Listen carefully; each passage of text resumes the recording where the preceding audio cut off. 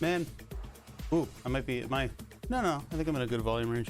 I really like it when tech house has a lot of little discrete things going on. A lot of little sounds. I like picking them out. A lot of stuff going on in the music. Tech house people can riff on by saying it's very simple. You know? Because there's very discrete things going on in tech house. But I think that's where it excels. I think that's a cool part of the genre. Nope, that was wrong. That was wrong. Face light's gonna come on. Ow, my eyes. That wasn't the big toggle. I need the big toggle. That one. There we go. What was in this glass? Ice. Okay. I going through some more storage stuff. This is a device that I cannot show without going, say hello to my little friend. You have to say that every time. This is my old potato gun. And I think I was in the middle of converting it to use CO2. Old potato gun. It was a big spiderweb barrel. This is like really expensive for me as a teenager to get that valve right there. And then I had some kind of a cutoff, like a ball valve on it. I don't know what I'm gonna do with this. This right here, this is an antique. Or well, it's probably from the 60s. This is a Vietnam era switch that you would put on the foregrip of a sniper rifle with a night vision scope on it, one of the early night vision scopes. And this would charge up a 20,000 volt infrared illuminator. It was a 20,000 volt lamp. Crazy. I'll keep that over here because there's not a lot of people that just saw that. Aside from the VOD watchers, you guys are great. You folks are great. But yeah, some weird stuff. Weird stuff. Finding all kinds of weird keepsake stuff. I gotta put this thing back together. I made a Twitter post about the thing that we were looking at the other day. And the best they could come up with is pretty much what we came up with. Probably an optical galvanometer or earthquake sensor. Weird stuff though.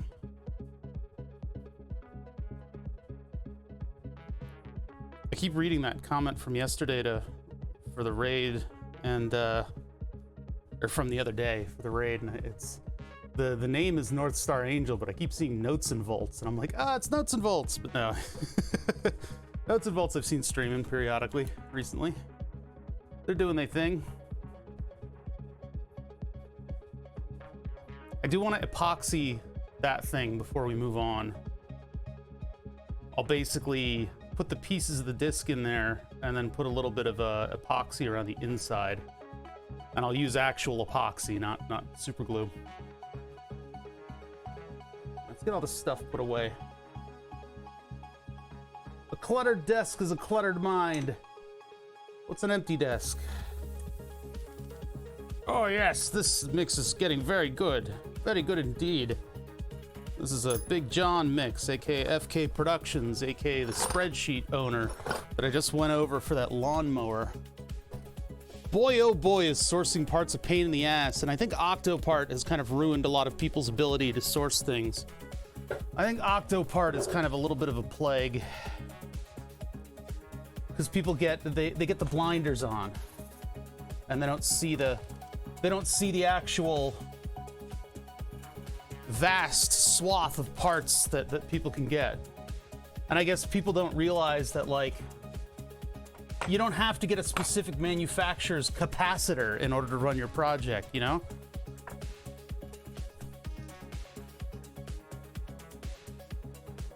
I guess I just mean it's not as, like, inclusive of everything as I'd like it to be. It doesn't let you know that you can think outside of the box a little bit. What up, Jeffson? What up? What is going on?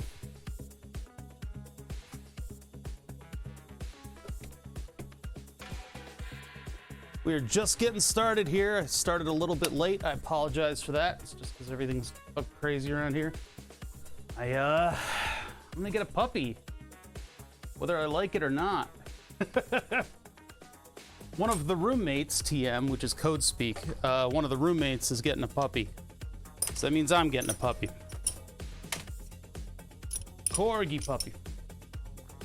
From a known breeder who bred the puppies that my neighbor has, who are just the chonkiest little love bugs.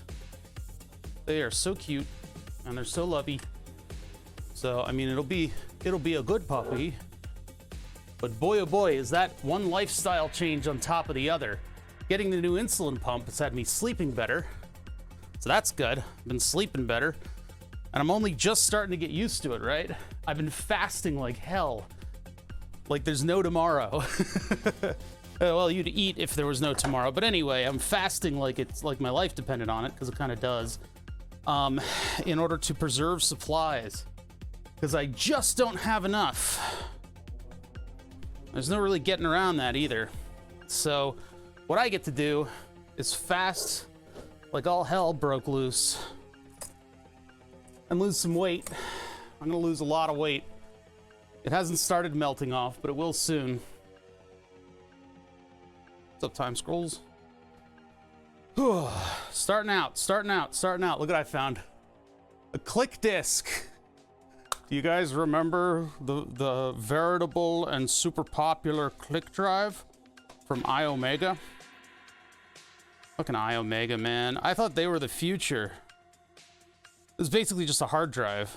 Where's the catch on this thing? What pops it open? Where do you get off? It's that little corner right there. That might be the read write. Try to get the catch on this thing. It's still in good shape for being like 20 years old.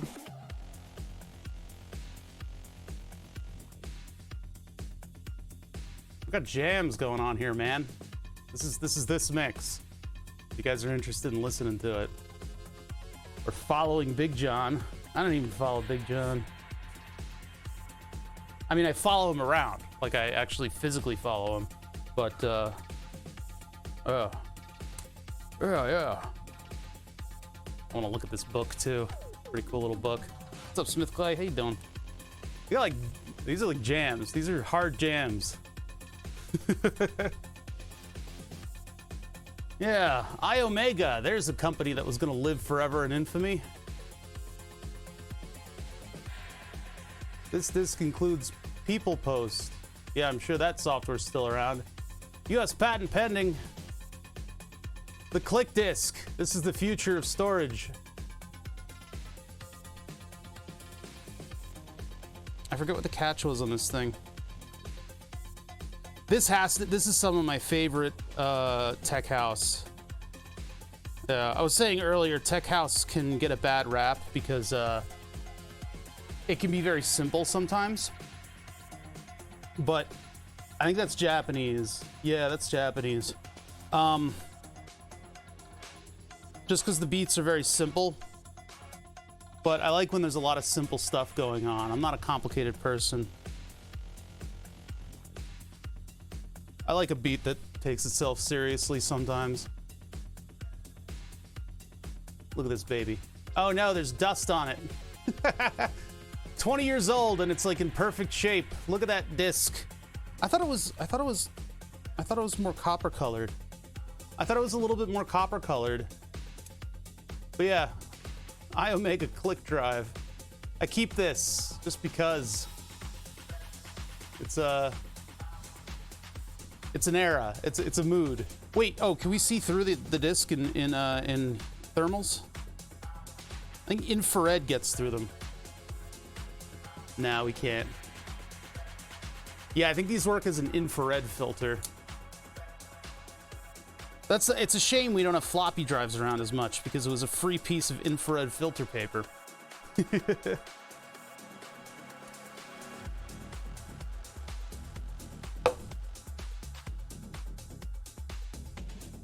They had a mini disc, and it was a mini data disc, or no, it wasn't.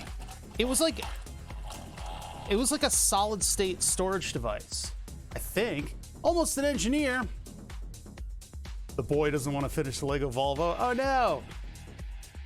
Yeah, now you build it. You get to have all that fun. Man, last time I built a Lego set, I think it was very similar to the Volvo that you're building, and it was a six-wheel truck, and it had all the drivetrain stuff and everything in it.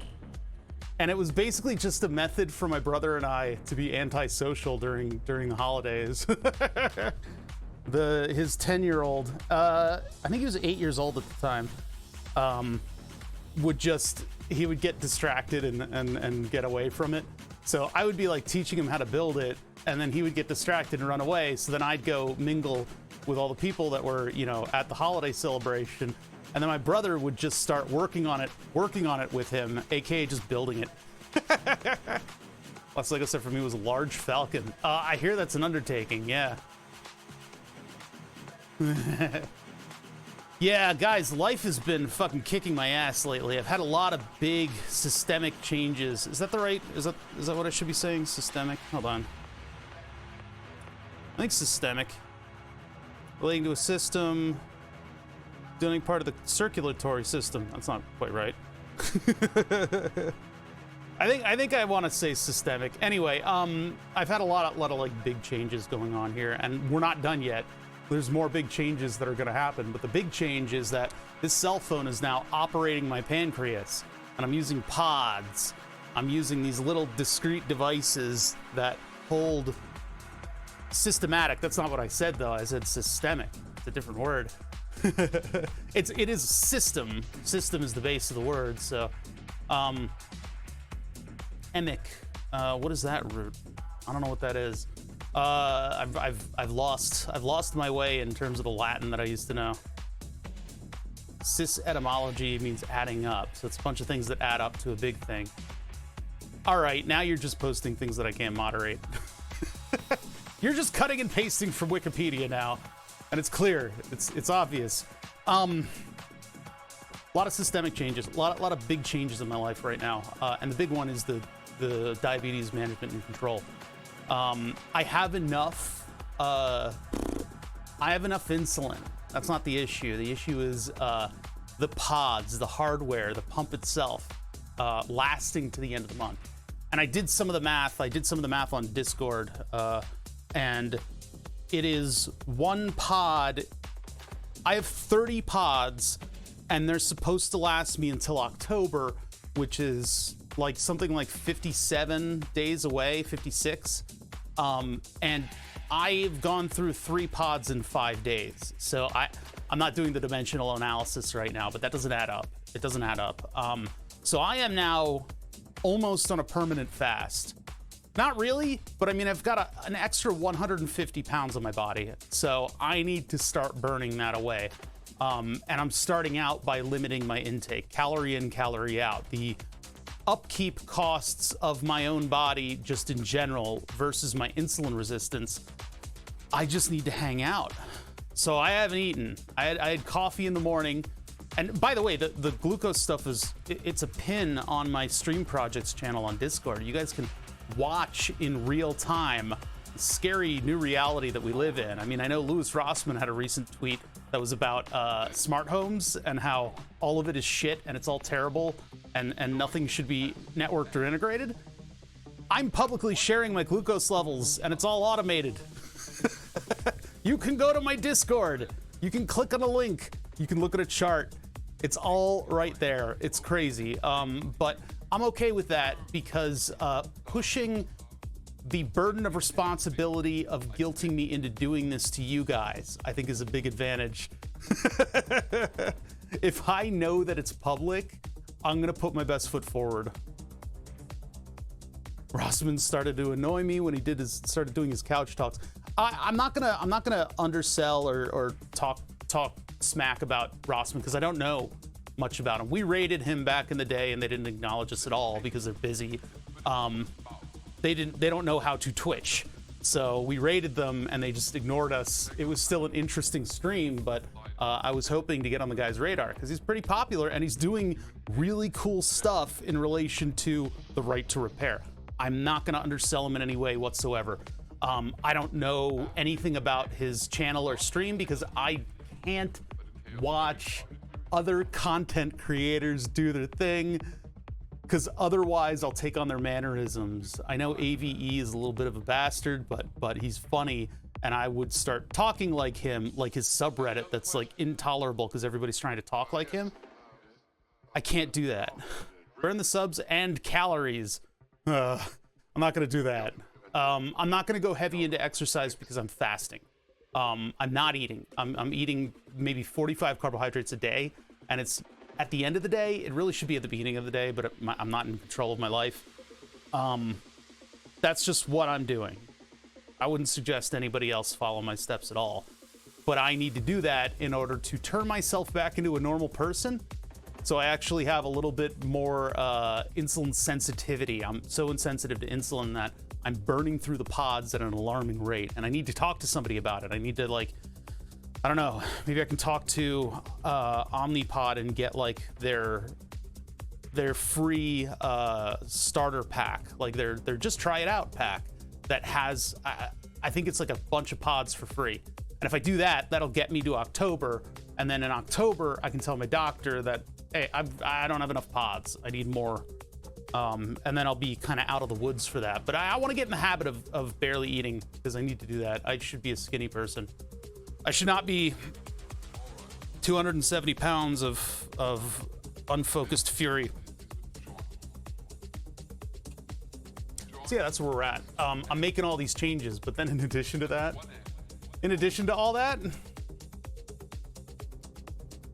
all that stuff, all those changes that I'm making, not eating, all that stuff, yeah. In the midst of all of that, I'm getting a puppy. And it might be this puppy. It might be this puppy. Look at this puppy. Look at this girly girl. Look at her. She's a little meatball. It's so cute. I can't take it. You're gonna be getting a puppy, and it might be this puppy. We're gonna go see the puppy on Friday, so I'm not gonna be streaming tomorrow. I'm gonna be busy all day with a little meatball. Look at this little meatball. Look at her. She's supposedly the quiet one of the litter, which is what we're looking for. The quiet, slightly shy one. But not, I don't know, the roommates don't want her to be too shy. I want her to be the shyest dog in the world, but social. I still want a social puppy, you know? Because all my friends have dogs. I freaking love dogs, man. I freaking love dogs. Love my new pup, a lot of work. Yeah, somebody in one of the other Discords that I'm in, I got a little scruffo as well, little tiny scruffo, and she's like, oh my god, the amount of work that we're gonna have to do in order to raise the puppy is gonna be ridiculous. But it's all happening very suddenly because that's when the litter came. So, but yeah, I'm gonna be getting your puppy. Look at this puppy. Look at her. She's so cute. I'm gonna keep that up for the day. But yeah, here's like the log that you guys have access to. I do wish that this thing had the insulin depreciating chart on it, because I think that's useful information, but I don't know how to get that displayed on here. Maybe I can just look that up real quick. Unsub for not getting a cat. I'm super allergic to cats. I like cats, I really do. They're fun little weirdos, right? It's nice to have a little weirdo running around. You know, and they're not that heavy maintenance and all that stuff, but I'm really allergic to them.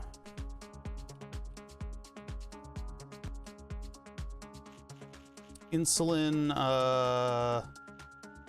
graph. Yeah, I just don't, maybe Night Scout just doesn't show it, because like I want to show more of this information, more of the information from Android APS actually doing its thing. Look at those swings. Wow. Defo don't get a cat. I'm allergic. I mean, it would be fun to get a kitty, because then, you know, a cat would come in here and be a weird little guy while I'm working on stuff.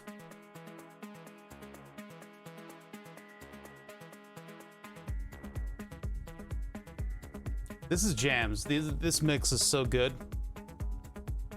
Yeah, all it shows is that, whereas my display shows this, which it shows this, which is like a nice like peak chart of the insulin, and then the X strip shows where the insulin's injected, and then it shows the tapering off of the insulin, which I would very much like to show. What's up, Pyro? How's it going?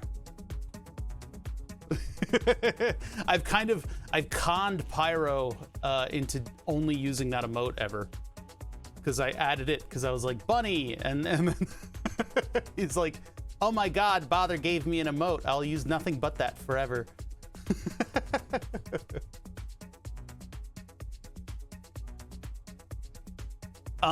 Yeah, I really wish that I could show this, the insulin tapering off on the chart that you guys have access to.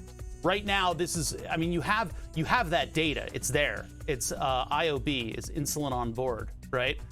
So how do you put IOB on that chart? Let me look that up.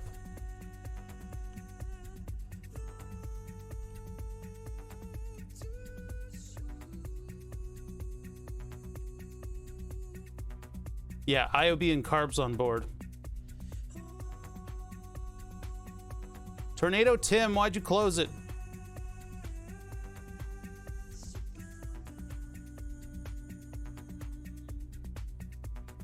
Day-to-day show an IOB scale.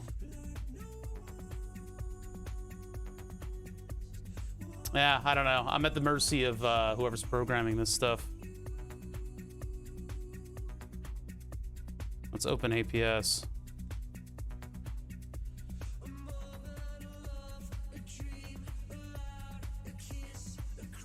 Bah!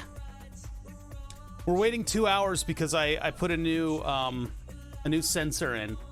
So I don't know how long it has. Let me check.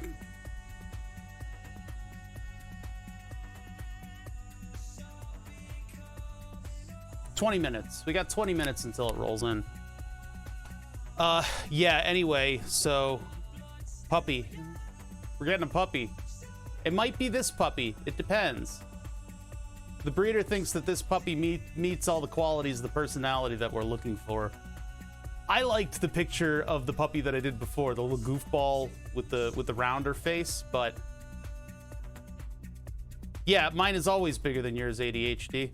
By the way, speaking of bigger than yours, if you would like to see ADHD's little tiny stream start soon, you guys should check it out, because he's actually on the partner grind, and it's a rough scene. It's a pretty rough scene. Yeah, because we haven't started streaming, you freaking idiot. Anyway, yeah, we're looking at this this puppo. Look, anytime you're here, I'm happy to promote you, man. ADHD does actual pyrography. We're doing robotic pyrography. We're working towards that. Pyrography is etching wood. We are going to be working on the automated wood burning thing. ADHD Generate operates a soldering iron in a very similar way that I do, except that he's doing art. No, I'm gonna be busy with this. That's my Friday. I'm not streaming Friday.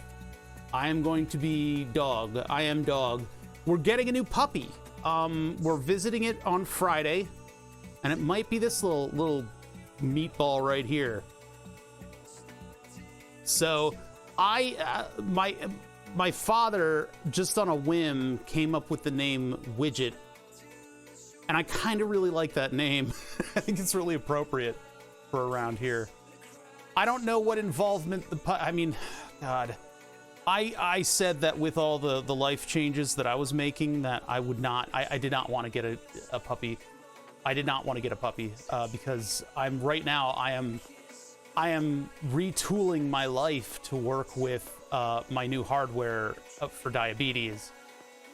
Gideon hissed at the picture. Look at the little meatball though. Look at her little stance. I love dogs and I've wanted a puppy for a long, long time. This is a bad time, but I guess a bad time is as good a time as any because I'm out of control of this. The litter, that's the litter. I mean, the litter's here. So we're gonna get a puppy. We're gonna have to adjust to the puppy just as I'm adjusting to my new hardware. I'm not eating anymore. I don't eat food anymore. Name the dog Ice. You wanna have a cute name for the dog, right? There's something about naming dogs, right? You want to have a cute name for the dog, and you want it to be 2 syllables. Bop bop. You want it to be something that rolls off the tongue, and you want it to be differentiable from regular conversation. So naming the dog The is a really bad idea, right? And like Buck. Buck's a good dog name. But like, basically you want Bop Bop, right? Sadie. Limmy. I don't know what else. And I actually subscribe to the fact that you should probably get the dog and see what the personality of the dog is, see what weird mannerisms the dog has, and then name them appropriately after that. But my roommates will not tolerate that. So I think Widget is a good name, considering what I do here. He's looking at the dog and pawing at it now. Gideon is a cat or is dog? Name it Twitch chat. Yeah, and then the biggest mistake in your life you could ever make is letting Twitch or any other online thing name your puppy. People post on Reddit constantly, here's our new puppy, we don't have a name, I need names. It's like, shut up. I may look at some of those threads and see if I can come up with any good good dog names out of that, but Gideon's my BBC, and I'm like, big black cat. And then he's like, big black cat. All right, good.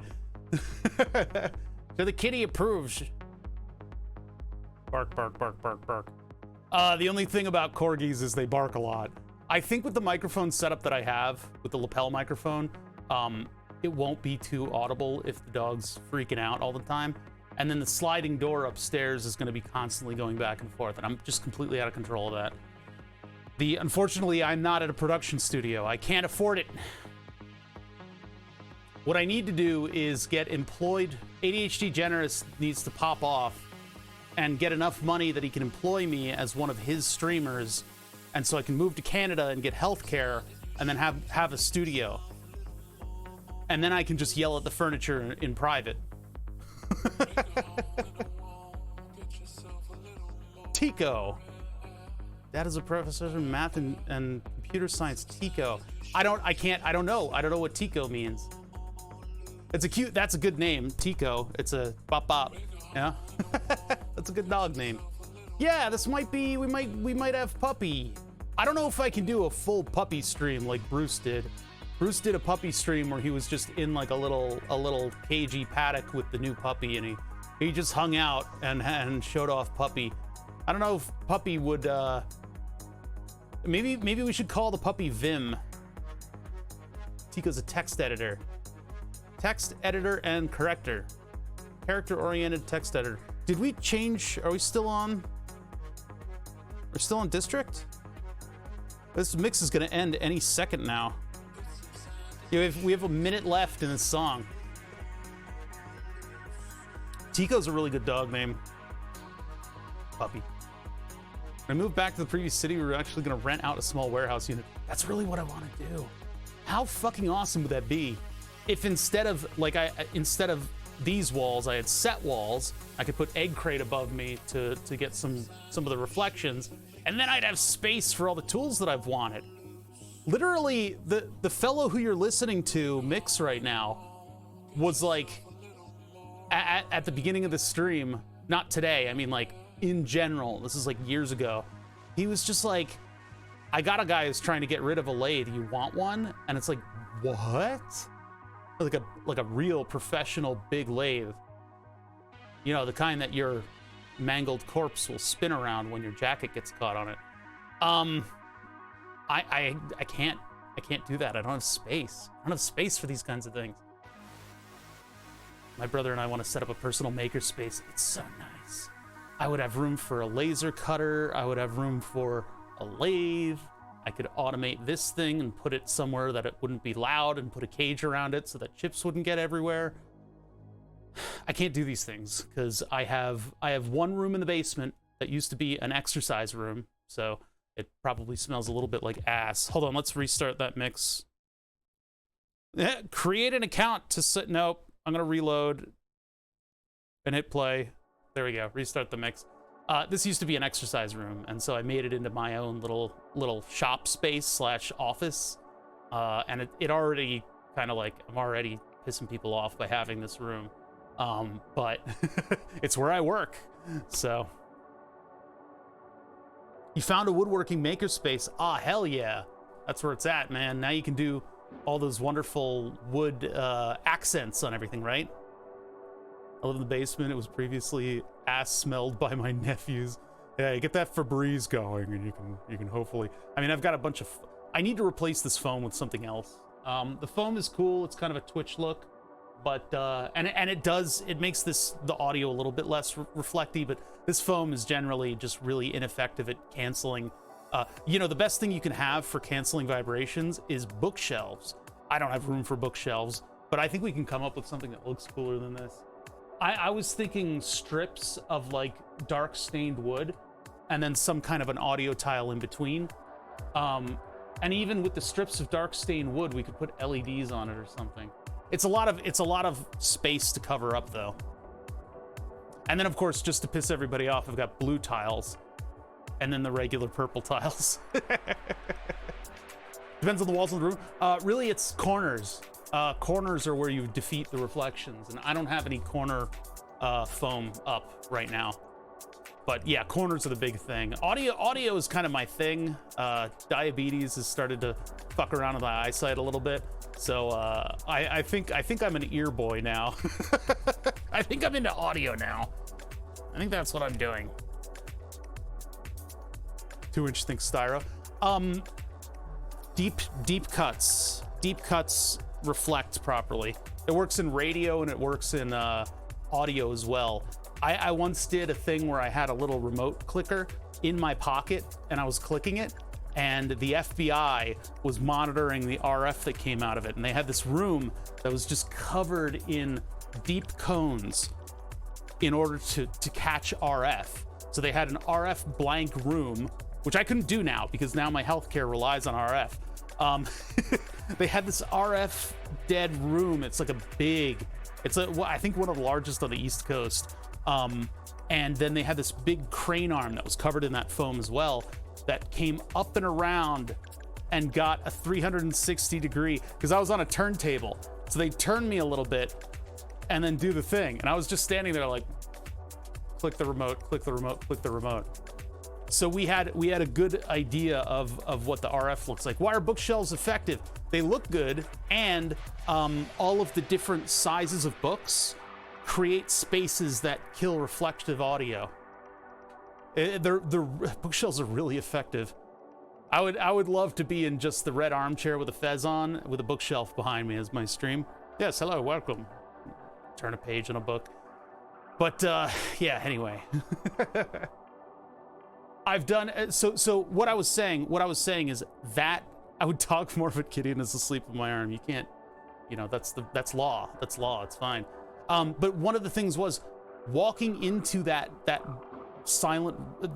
big warehouse that was, or the big, you know, garage that was made in order to capture RF. It was also extremely effective at capturing audio. So you'd walk into this room and there's just no reflections. Your voice sounds really weird because you're used to hearing reverberation off of solid objects. And when there isn't that there, you actually go a little crazy. Thin rubber sheets that people use for coating their vehicles' trunks. You mean Dynamat, and there's actually a cheaper alternative to Dynamat, and it's just a tar product with some kind of a mylar on the front. All of these cabinets in here, these guys, here. These guys are completely lined with Dynamat. You don't see it from here, but you see that Dynamat sheet on the side? Look at that right there. Dynamat. It makes this no longer loud. It feels much more expensive than it is. This also has Dynamat, and this has Dynamat. What Dynamat does is it changes the properties of the panel. It changes the properties of the panel. It's not gonna mask reverberation like this stuff does. What this stuff is supposed to do, and what this is very ineffective at, is reflecting the audio in sort of a way that helps it dissipate and not reflect back.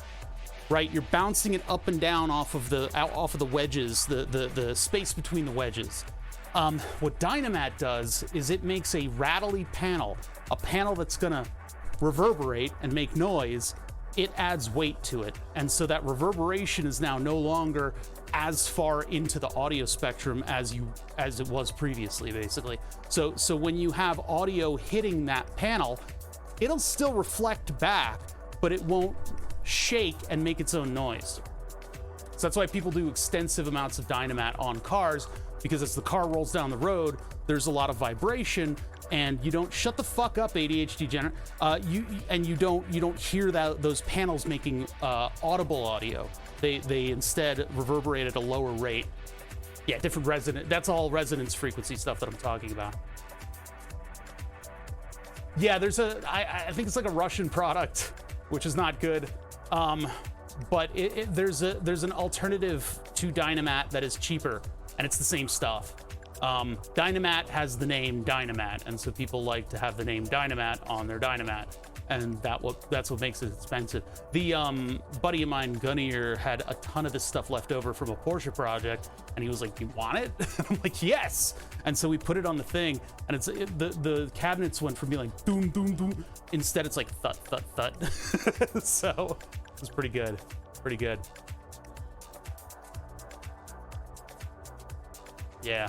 So this is for God. I can't believe I have to fucking explain this, but the stream starts soon is an opportunity for me to hang out with you guys before we actually start working on stuff. And that's why I'm telling you guys about things like I got a new puppy and all that other stuff, because I'm letting people gather and just talking about nonsense for a little while. I don't understand why that's such a foreign concept to so many people.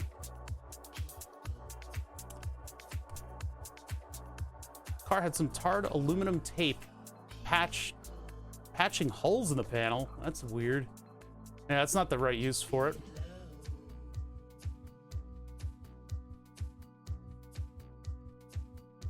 Proper engineered. I just looks at what you guys fuck. What are you talking about? Look at this meatball. This little meatball. We might be getting that meatball tomorrow.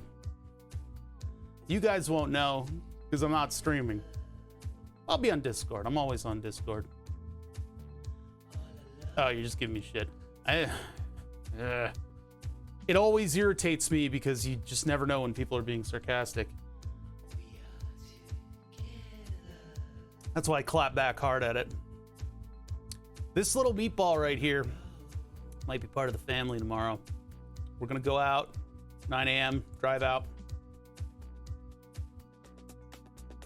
Yeah, I try to have an air of professionalism, unlike you. Dogs are great. It's gonna be a lot of adjustment.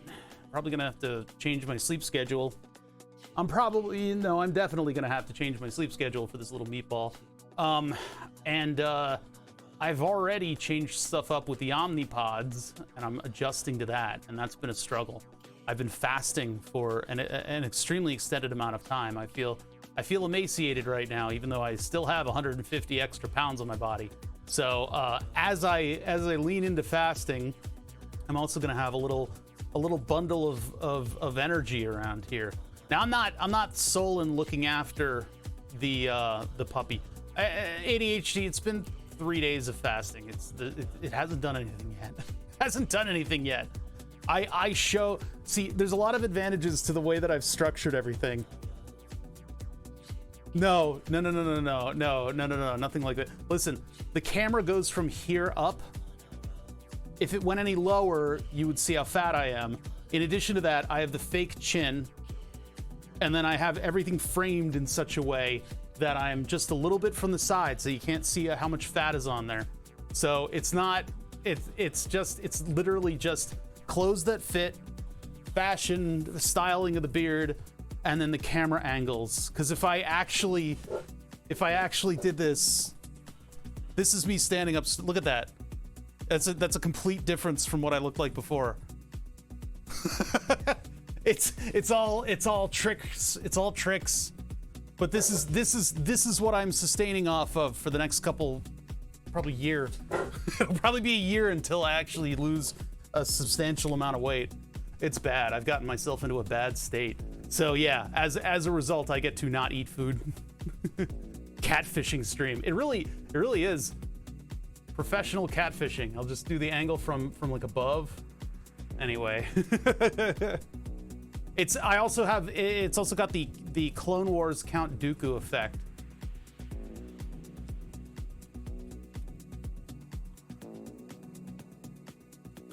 The Clone Wars Count Dooku effect. No, I just wanted the image.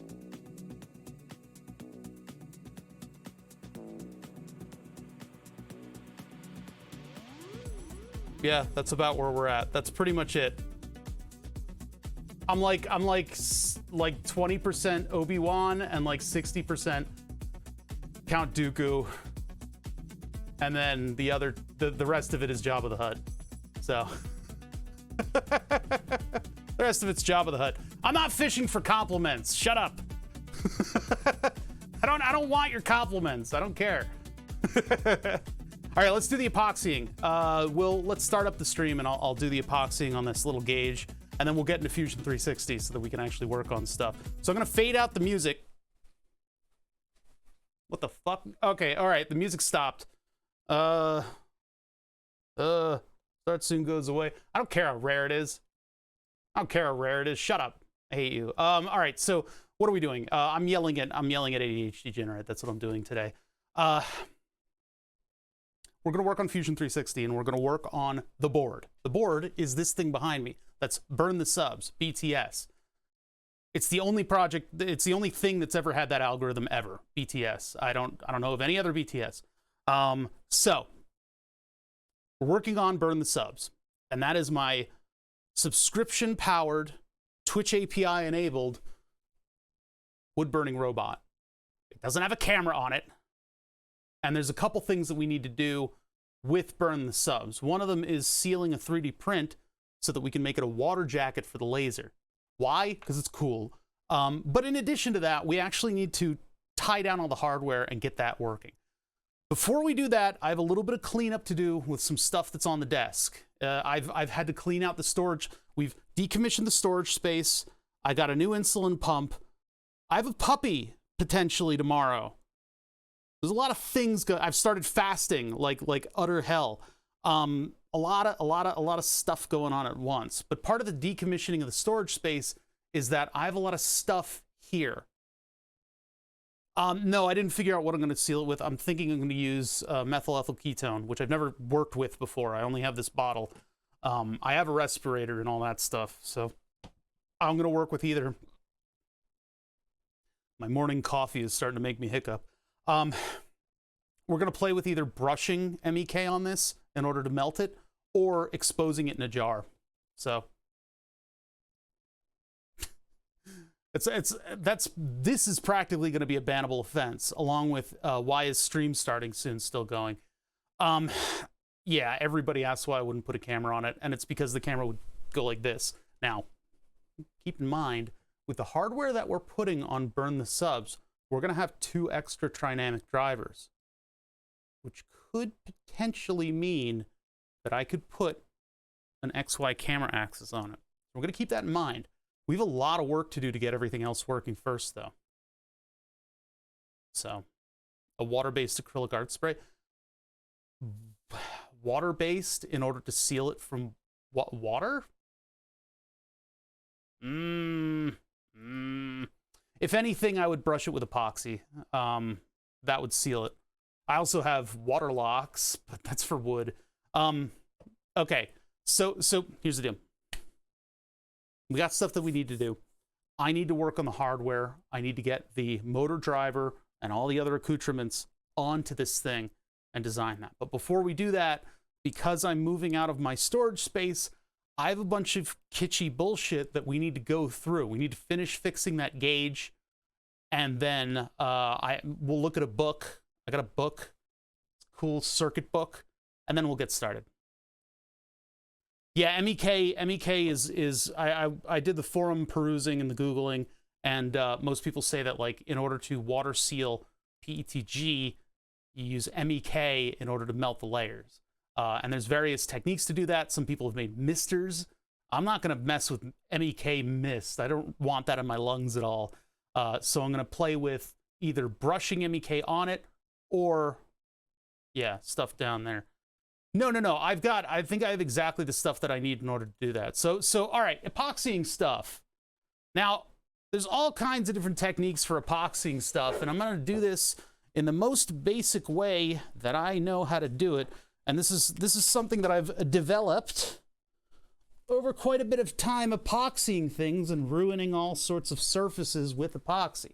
Now, we could load this up into a syringe, and I think I'd have much better control of the epoxy, which I think we should probably do. So I'm going to have to pull out the glue drawer again. But my technique is Q-tips and Post-it notes. That's how you epoxy stuff with a two-part epoxy. So let's get the glue stuff over here, and I'm going to get a blank syringe. Let me get a blank syringe, because the syringes are the cheat code to control. These things are great. You can buy them by the bushel on Amazon. Where did the syringes go? There. I'm going to get one out of the bin here. This is one of the ones that comes with a needle, but all right, whatever. We're not going to use this needle. We're going to use a different one. We'll use a different needle, probably one of the metal ones.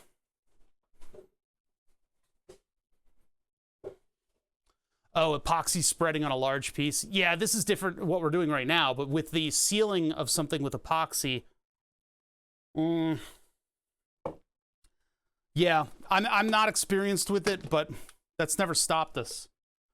Being inexperienced with a thing has never kept us from doing a thing.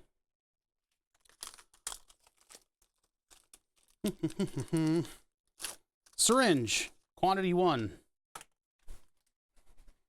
Now, the syringe is just how we're going to control it, but we're going to use this plastic welder that I never got around to using.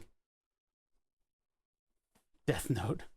That's my Death Note, chat. Be careful. I'm going to Death Note you in Minecraft. Man, this is a gross spin. Where am I going to put it? Oh, man. I got to start putting stuff away. Oh, yeah, and then my niece and nephew, one of my nieces and my nephew is going to be here towards the, I think, Monday and Tuesday and Wednesday. So we might not have a Tuesday stream either. Saturday is up in the air. I wanted to play Fashion Police on Saturday, but I don't know what's going to happen with that. I don't know what's going to happen with that, because with the new puppy, I might just be in such a state that I can't stream. So, all right. Probably shouldn't have opened that yet. Hold on. Hold on a second. Let's stage this, because we are epoxying in here. Oh, and I need the bin back. God damn it. Hold on. Get the bin back.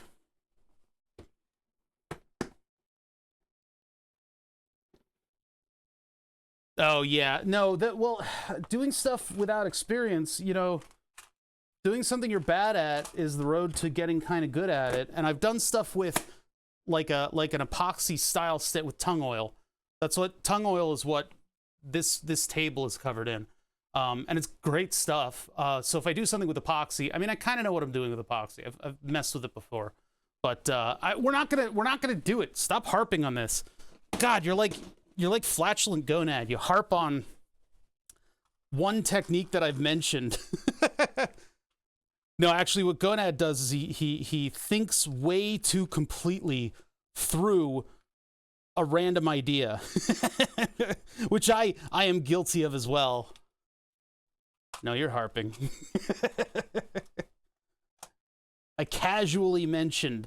Okay, so here's the deal. When doing this method of epoxying, we're using this as our destructible mixing surface. We're using this as our mixer, and in order to use it as a mixer, what we do is we lop off at an angle the actual cotton portion of the Q-tip. And what that leaves me with, typically, because we're going to use a syringe to kind of cheat the delivery, but what we're doing is we are cutting that at a point, and then this can become my applicator, because this will be my mixer, because it's just stiff enough that I can use it.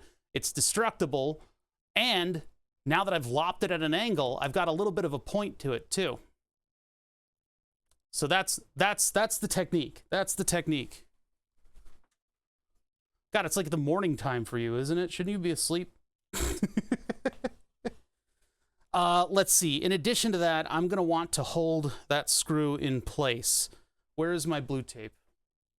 Chat, what did you do with my... Chat, where's my blue tape? What did you do with my blue tape?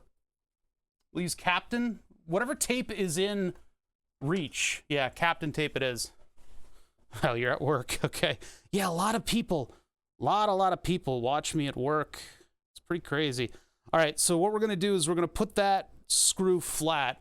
That'll pop out. So what I'm going to do is I'm going to put a piece of tape over this. And we'll use Captain tape because it's a very clean tape. It doesn't leave residue. Now, it's a high temperature, pretty hardcore tape.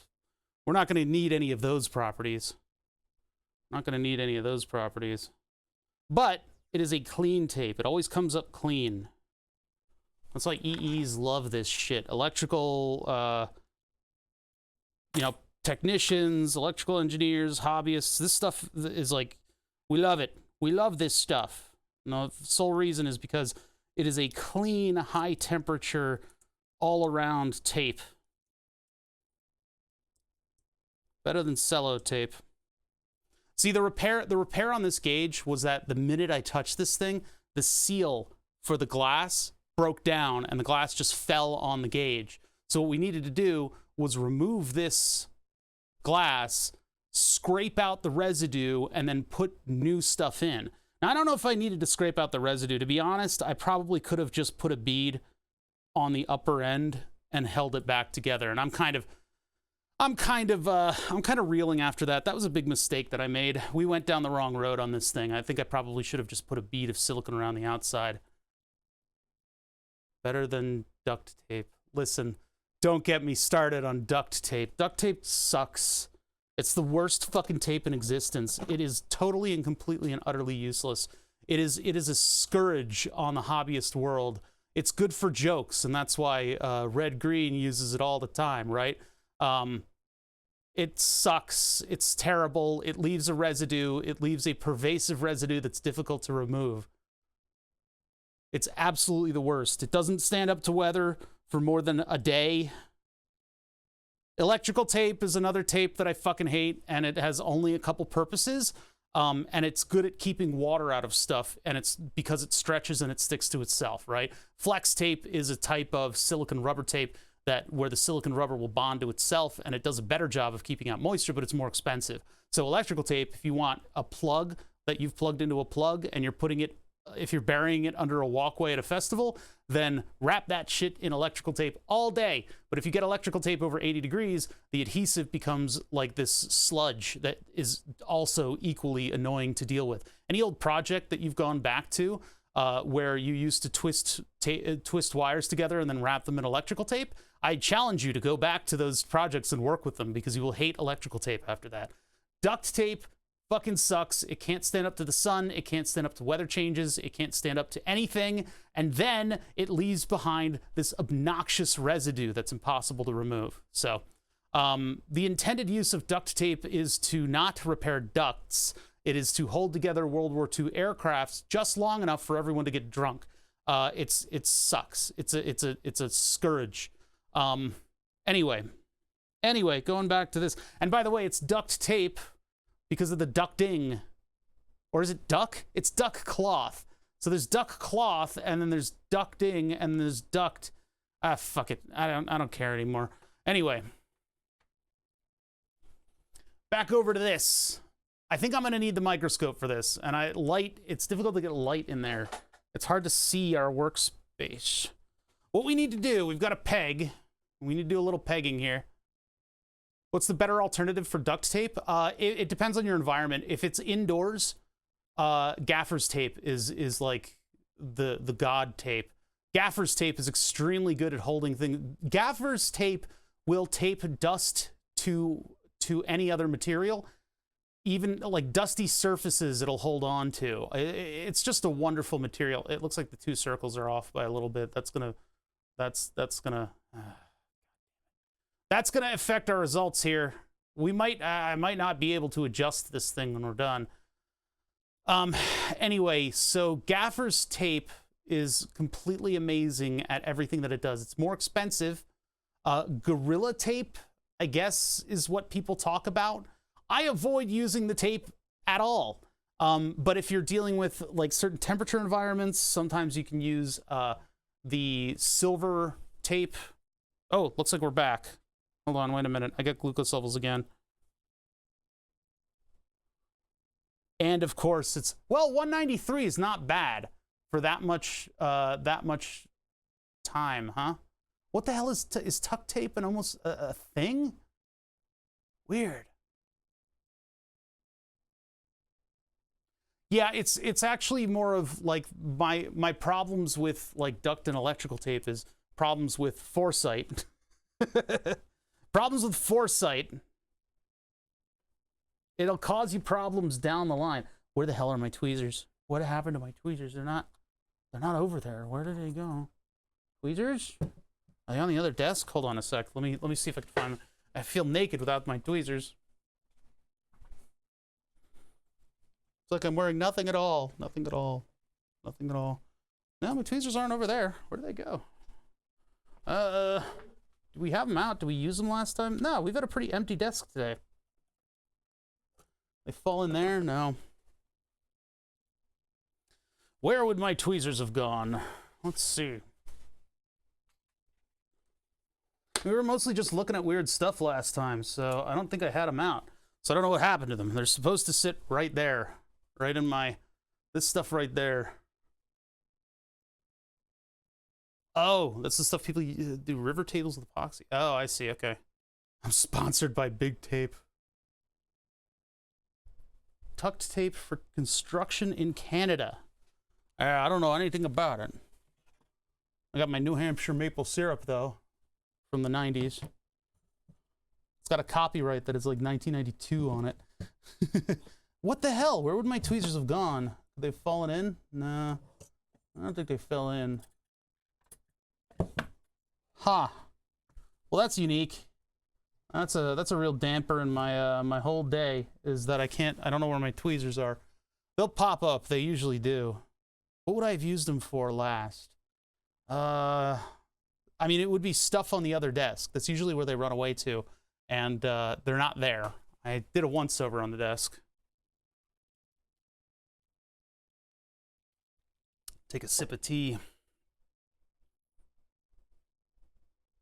Yeah, I don't know. I don't see him out. Don't seem to have wandered over there. Hold on. These are like, for as casually as I throw those things around, they're like the most important tool that I have. I have extras. I have others that I can use, but I don't want to pull them out unless it's absolutely my last resort, because stuff like that gets lost. It's like a really easy thing to lose. The case in point, I've lost them. Looking around, looking around, looking around. All right, I don't see him. I'm going to get an alternate pair of tweezers. That's a pisser.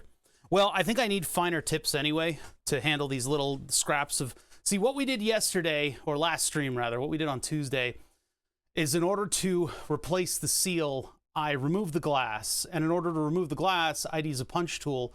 And the way that this thing was structured is there's a screw, and this thing was built in like the 60s, right? 50s maybe. There's a screw that goes through the, it's like a shoulder bolt kind of screw, goes through the glass, and it has a press fit to a plastic piece that has the little peg that will change the calibration on the dial. So what we did, dumbly, is I took, because I really should have had a full one of this piece to realign the glass with the screw. I think it's out of alignment. We're going to have trouble with that. I think if I could just convincingly get it a little bit together, it can be a problem for future me, because it's like I don't think you can buy parts for these things anymore. But what there is there's a little D-shaped peg that puts pressure on this plastic disc, and the plastic disc has a lip that holds the glass in. Why I can't, it's just beyond me. I guess it just holds the screw in. But you can't unscrew the screw. You can infinitely just twist the screw. The only way to get it out is to press it out. And so I used one of my punches. Problem with doing that is that it put a bunch of pressure on the shoulder and on the plastic in general. So as soon as we got it out, it seemed like everything was okay, and then the plastic disc exploded.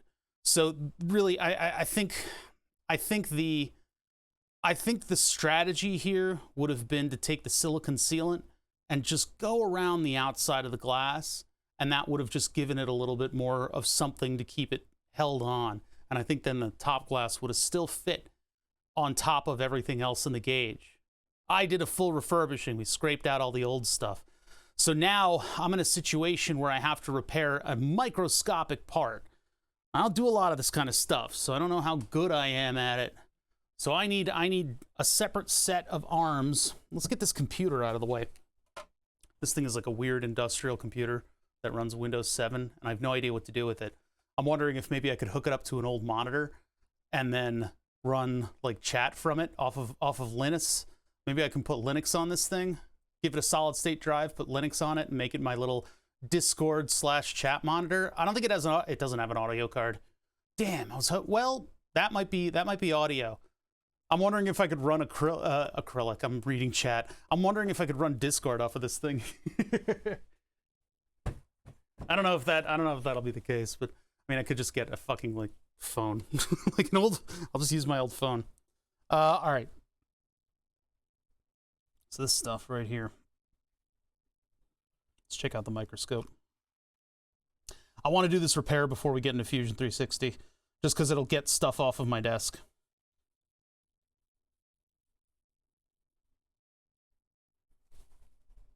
And let's move this stuff over so we don't lose them. And then I'll get a pair of very tiny tweezers with a very fine tip.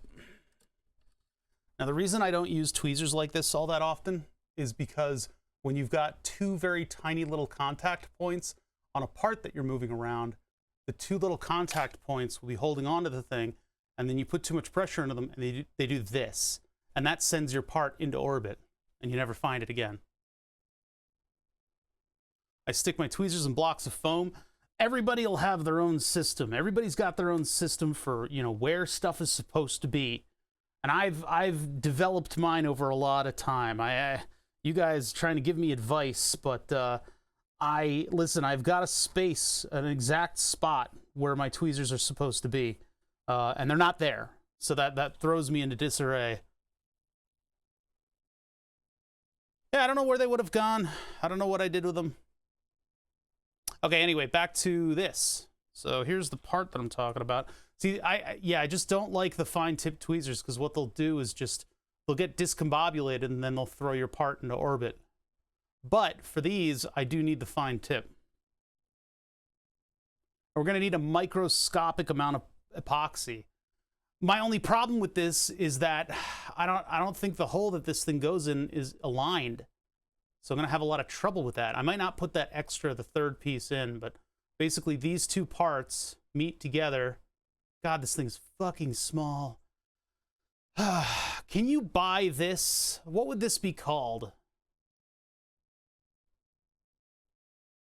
No, that's okay. It's okay.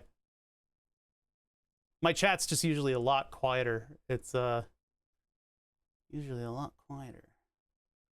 But as the streamer, I'm used to it. It's fine. You can do whatever you want. Set off fireworks. I don't care. It's nice to have an active chat. Yeah.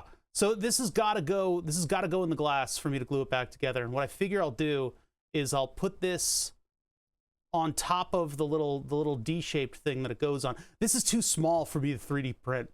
I'd be happy to 3D print something, but this is gonna fucking like explode. Like this piece right here, this little nub is absolutely not going to hold up to anything. So, but if I put these two together and this hole isn't aligned, I don't know what the effect is gonna be. Let's hold on a second. Can I look up and see whether or not I can buy? What would that even be called? It's like a gauge adjustment screw kit.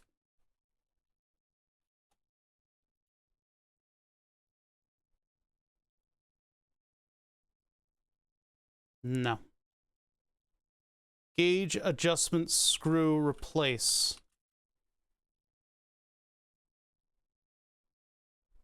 Yeah, they've got different methods for different products. I mean, is Westinghouse still around? Can we just call them? Print the base and have a nail as the nub. possibly. I could have a, I think I have parts that might, I mean, don't underestimate how fucking small this thing is. It's tiny. I mean, maybe like a photo, one of those photo, whatever that's called, the epoxy photo printers. I have a hard drive I bought from the line. Who made this again? Weston Electrical. I don't think they're around anymore. But this type of adjustment screw is common for electrical gauges. I'm just wondering if there's a replacement part.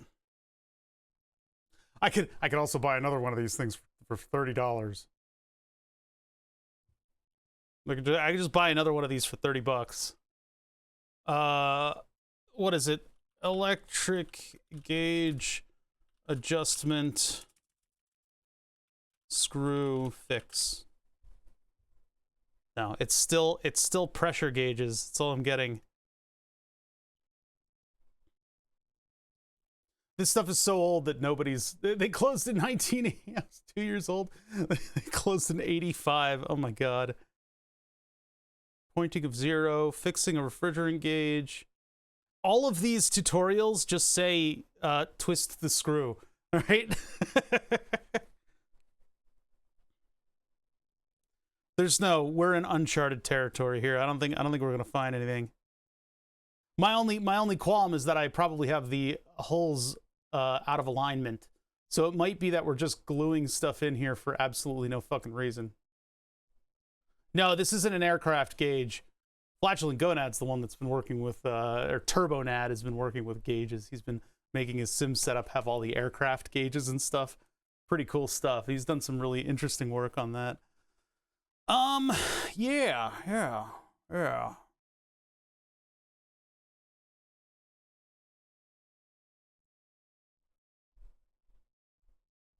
NJIT's library is named after that guy. That's kind of cool. New Jersey Institute of Technology. Ah, I figured it out. I figured out what the acronym is.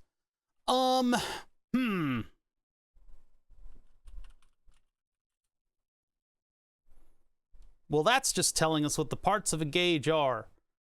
And pointing me towards Napa. Is there any type of gauge that I could buy that's like cheap that would have the same part? Probably not. We're dealing with like like vintage parts here. Yeah, this just isn't something that they sell. I don't think they expect anybody to go in there and be as dumb as I am and blow up the plastic part from the 1960s. All right. So we're gonna have to repair it. So here's what I'm gonna try. And I'll show you guys the epoxy thing in just a second. But first I want to fit my part and see how it fits. And I put tape on the other side of the screw in order to hold it in place. Look at the misalignment of the two holes. Okay, it's just fucking not gonna work. That's just not gonna work. Look at that. All that'll do is like break the glass.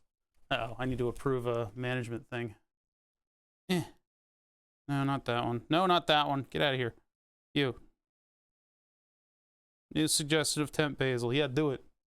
Okay. I have to pay attention to that. I need to do 7 days with the thing. All right, we're in a situation here. I don't think I'm going to be able to repair this properly. I think what I'm going to do is, I don't think I should fill that hole with epoxy because I think that's dangerous. The screw is going to fall out. But like, I would have to replace the silicone. Yeah, if I care about the original. I don't care about that. These are $20. They're not that expensive. But yeah, what I was thinking, and if I had the foresight to not fuck this up supremely, I'm a little angry that I messed this up so hard, because I was looking at this and I tried to get it into alignment. I should have put it on the microscope. Well, actually, to be honest, I shouldn't have done this at all. I shouldn't have done this at all. Shouldn't even be here today. So my technique, and I'll just show you guys the epoxy. Maybe we will epoxy it just to hold it all in place, and then I'll like never touch the adjustment screw. I don't know what I'm gonna do with this thing. I mean, it's like a neat thing to put in like a curio. Fuck. I'm supposed to be good with tweezers, chat. I'm supposed to be good with tweezers. Come on. Ah! Get back here. Okay, hold on, I need a better view of this thing. Okay, so there's the flat spot. So this flat spot goes up against the flat spot. Why did this thing explode? Why did this thing explode? Where did that go? I'm an expert in electronics. I do surface mount stuff. Wow, that went far. If you guys want to know how far that thing went, it flipped out of my tweezers here, and it ended up here. Grab that again. Go back to the microscope view.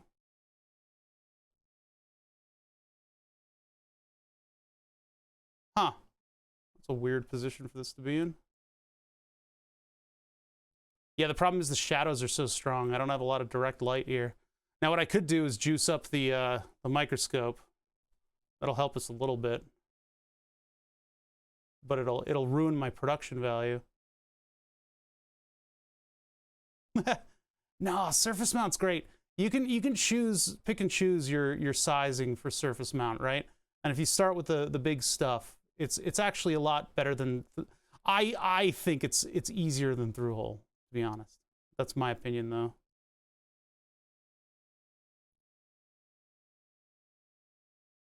And I mean, you always order extras, right? That's another thing that's another problem that I have with all these like Octopart projects that people do. Like, yeah, make your own circuit board based on my design. Here's all my Octopart files. Well, the problem with that is that people don't order extras when they do that. You know, the expensive stuff you don't necessarily want to order extras of, but it's like, you know what I mean? Like I think what I'm going to do, maybe I should just drop a little bit of epoxy right on it. What the fuck are you? Oh my God, spam risk. Hello?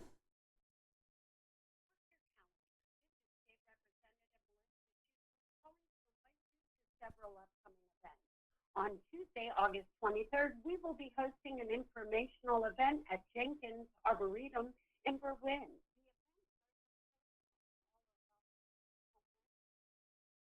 How the fuck did they get my number?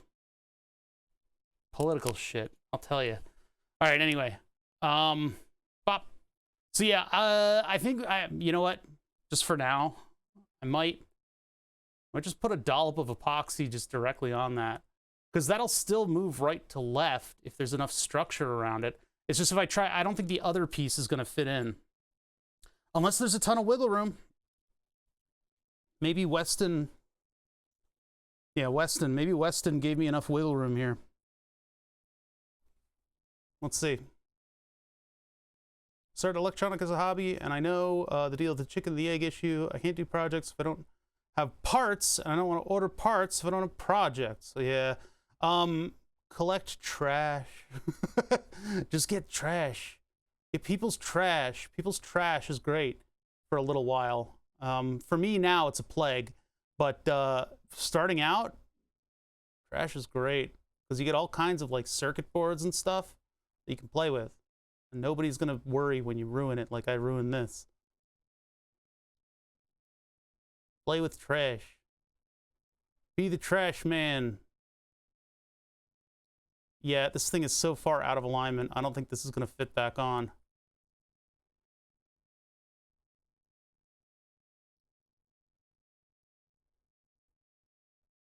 Fuck. I really ruined this thing, didn't I? All right, how do we get out of this one, chat? I think maybe what I do is I leave this thing alone. Or I don't put it in, but that means that this is going to fall out. Why am I vibrating again? Another number is calling me. Hello?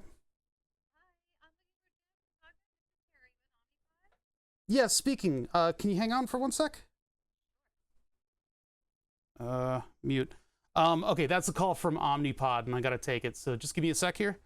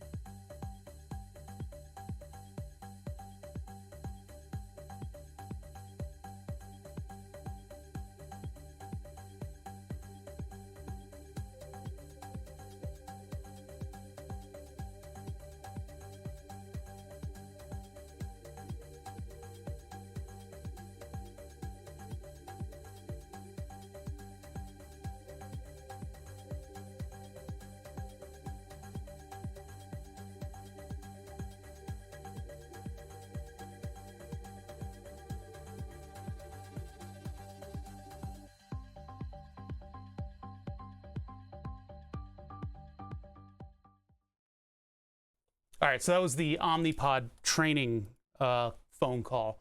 So I basically just vented to the person for like 10 minutes about all of the weirdness that I've experienced using the pump. The new Omnipod, which is like, it's this thing. It's a little pod that goes on your body. It's got a big adhesive patch that I've torn off of this one, but the pod's here. And I had to justify why I went from one technology to the other, why I went back in the technology, and I didn't tell them anything about looping. Looping is where you put third-party applications on your phone and you're able to fully control the pump remotely and have more control over all of the parameters in it. It's something that I, as a control systems engineer, am very excited about getting to work fully. However, they wanted to set me up with some kind of a training session so they could charge insurance a shit ton of money so that they could tell me how to push a button. This thing comes with its own phone. It's an Omnipod Dash. It's the technology that I'm now using to get up to speed with looping.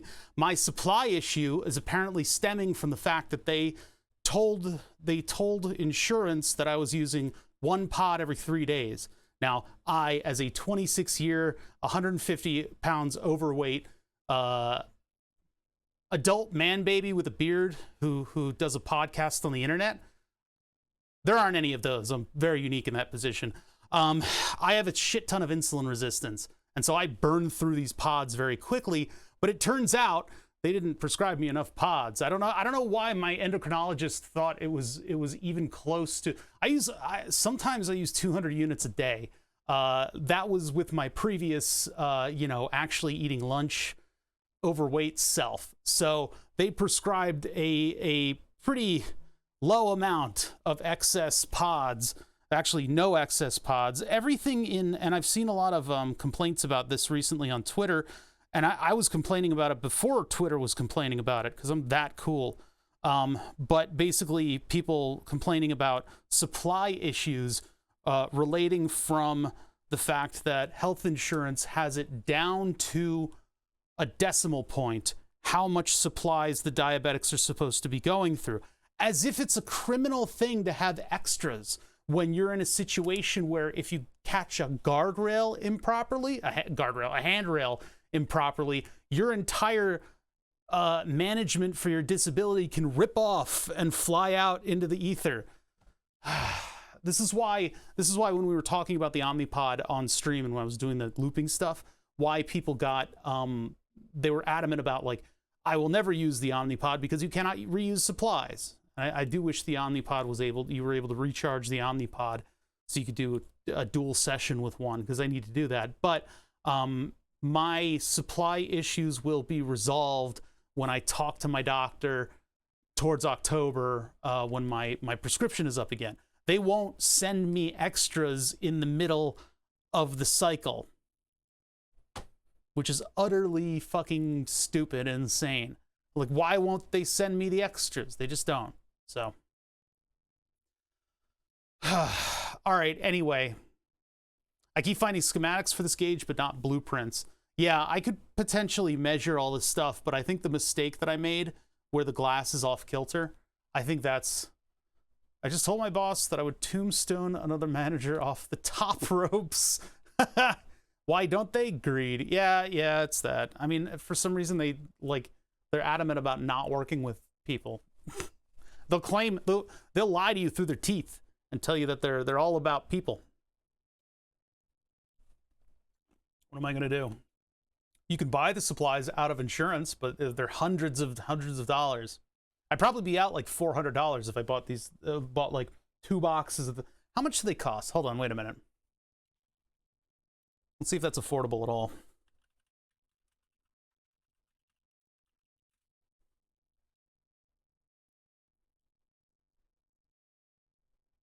$300.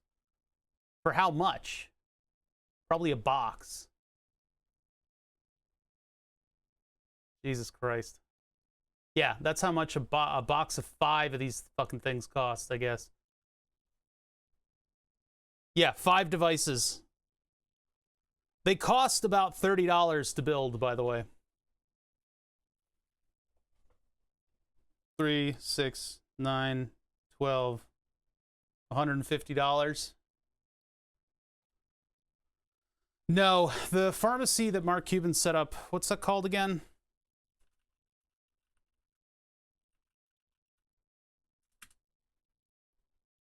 Cost Plus.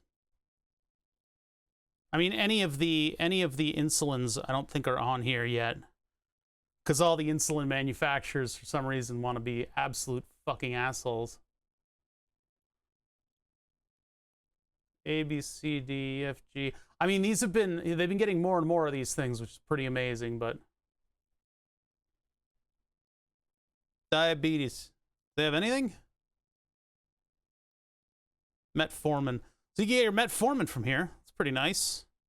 For $30 fucking dollars. What the hell?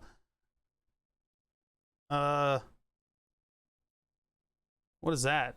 I don't think so. Yeah, none of these are insulins. The big insulin manufacturers are fucking assholes, so I don't know if they're going to be able to negotiate them. Not anytime soon, anyway. It would be a goddamn godsend if we could get some of the durable medical goods from this thing for a decent price, but unfortunately, I don't know. Diabetics are just on the fucking chopping block. We're like a political sock puppet for everyone's campaign, but then they don't fucking do anything for us. You know, they're happy to tout all of our hardships in public, but they don't fucking do anything. It's really frustrating. So, okay, what do I want to do with this? I kind of want to tape, or I kind of want to glue something to this so that it doesn't fall through. I think what I'll do is I'll glue the adjustment pawl, or whatever it is, the adjustment foot plastic piece haphazardly to this thing, and then it's somebody else's problem almost instantly. Because I'm never gonna, I mean, it's not like we're using this gauge for its intended purposes, and these are like $30 to $40. I could just buy another one if I wanted to.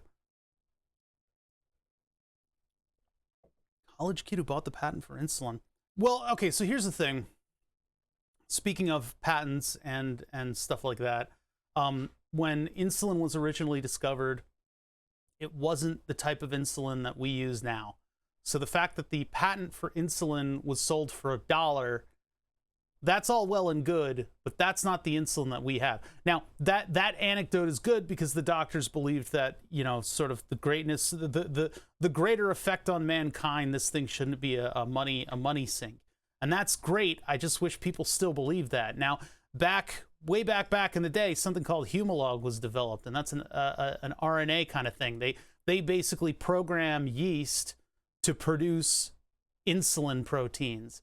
And so as such, that was a new technology. They were able to charge what they wanted for it. The cost of producing insulin is very difficult to ascertain because the companies are predictably very close-lipped about these things. They don't tell you, they don't publicly really say what it costs to create insulin. So giving them an over-under, you know, $35 is probably what it costs. Some people say it's like $10 a bottle. Some people say it's $3. Some people say it's $20. But back in the 90s, when I was diagnosed with diabetes, a bottle of insulin was $20. And a bottle of insulin, how much?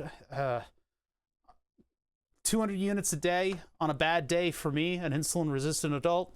If I do 200 times, well, let's do a month. How many days are in a month? It's like, let's say 30. 200 a day is a high estimate times 30. That's 6,000 units, which I think is 6 bottles of insulin.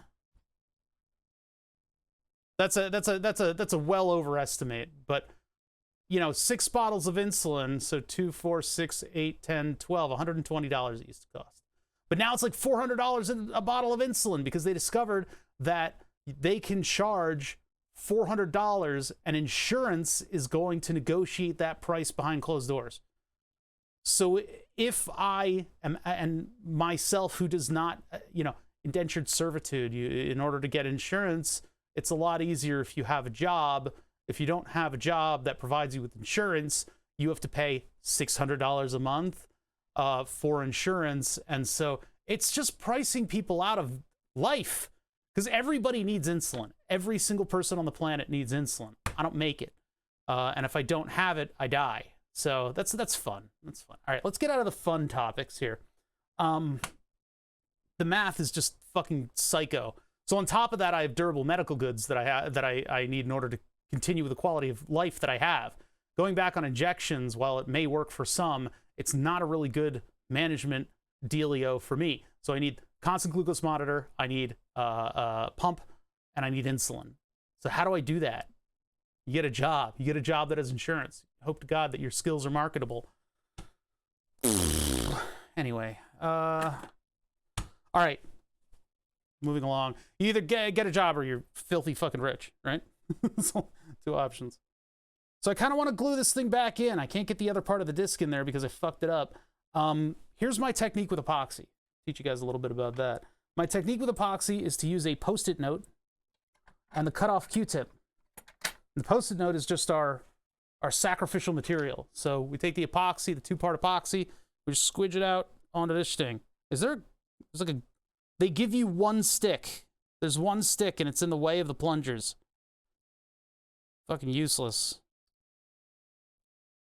Hey, Permatex, we don't need, you don't need to provide us with another piece of plastic to throw in the ocean. I got a paper product that I'm gonna use with this thing. Later, ADHD. Yeah, see, so this stick comes with a thing, but it also blocks the plunger. Okay, I think it's gone off. I think I've stored this for too long. Is there like another safety that I'm not? No. No, I think it's gone off. Yeah, it's trying. It's doing its best.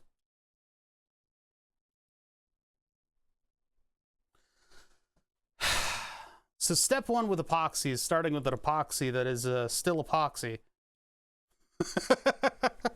This stuff is not... I don't think this is epoxy anymore. I don't think we're in epoxy anymore.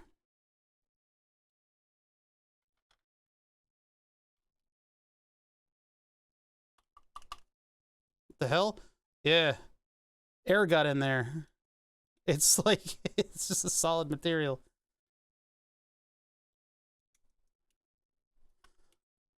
Is there any? Nope. It is completely solid through the entire tube. There's a big, it's like half full. I can't show it to you guys because it's black plastic and the cameras hate it. There's just like a solid chunk of plastic in there now. How did that happen? You guys saw? I didn't even open this before. All right, so this is garbage. This is fucking garbage. That is frustrating. All right, this goes away. Fuck it. I'm going to use UV glue because it'll explode as soon as somebody tries to adjust the thing. I'll use UV epoxy. You know, super glue would be something that people would consider using on this thing, but super glue will cloud up anything that it touches. So, God, that is annoying. God, that is annoying. What a way to start my day. Yeah, I'm close to having an anxiety attack with all the fucking changes that are going on around here. Everybody's barking up my tree, you know? I'll be all right. Just having that phone call happen in the middle of stream, and all the shenanigans that I'm dealing with the pumps, and everybody's trying to screw me at every fucking turn, starting to kind of wear on me. I could use this stuff. Is this plastic? Yes, it's plastic bonder, and I've got barely any of it left. Maybe a dollop of that just right on the center of that thing. Perhaps. I don't know. I don't know. Yeah, let's just do that. Let's just do that so I can show epoxy stuff.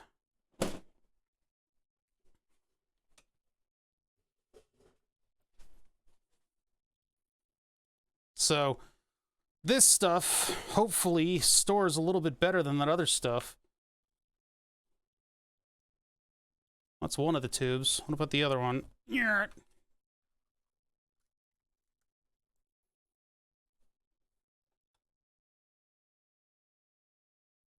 But oh, that's not looking good. I don't need a lot of it. Maybe you can just get a little bit of this stuff out. There we go. There's a little bit. That's all I need. Just a little bit of it.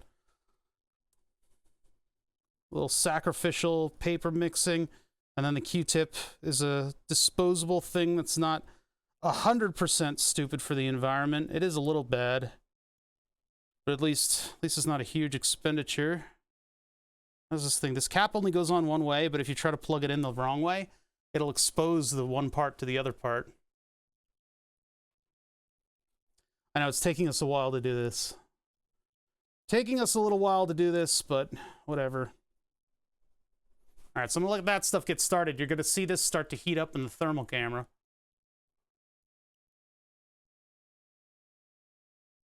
And then where's our stuff? I think the only thing that I can really get away with here is just gluing this entire thing down.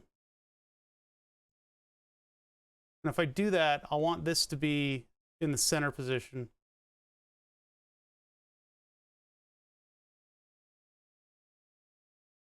Because I misaligned the hole, and if I put a dollop of epoxy on this, I'm going to be bonding things that what I think I really want to do is put a dollop of epoxy just right here, and I think that'll hold everybody together. And then when it dries, I can align it again, and then get everybody back in position. I don't know if the syringe thing is really going to work out here because of the viscosity of this stuff, but we'll try it. We'll try it. It's one of the special syringes that actually saves you a little bit of insulin by having a little thing there. That's nice of them. It's nice of them to think of us, the lowly people who are spending all the money on this fucking stuff. The problem is the amount of epoxy to fill up this entire syringe. It seems to be working all right. Prime the syringe here. Since this is a two-part epoxy, it does not need oxygen. Just get that. Oh, there we go. Oh, that's perfect. All right. So I got my syringe all primed with a little bit of epoxy, and now I can just come in here the very time fine and get interrupted by Sir Fuglesang. Hey, thank you for the sub. 23 months. Hell yeah. Please don't come back with the... Oh boy. All right, I need two hands of control here. Fortunately, you guys can't really see the syringe working. Ah, shit. Now, I need to do this upside down. Yep, invert. Problem with inverting it is that I don't get the same light.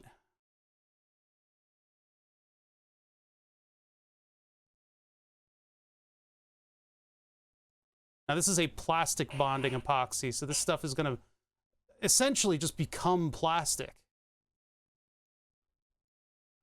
I think that's all I can do. I think that's all I needed. I wasted a ton of epoxy on this.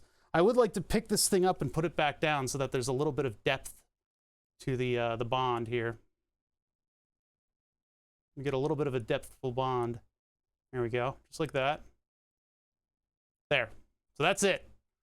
That's all I'm due. Now the question is whether or not it's adjustable after this. I would say no. I was hoping that I could just fill the entire centerpiece with epoxy, but the glass is out of alignment. You can see that the hole for the glass and the hole for the screw are completely out of alignment. The screw is off kilter. I should have put this on the microscope while the silicone was still wet and align that properly. Now, or alternatively, not blown up the piece of plastic. I shouldn't have blown it into smithereens, and then I wouldn't be in this situation. I could just put that piece of plastic back while the epoxy was still set, or while the silicone was still setting. But oh well.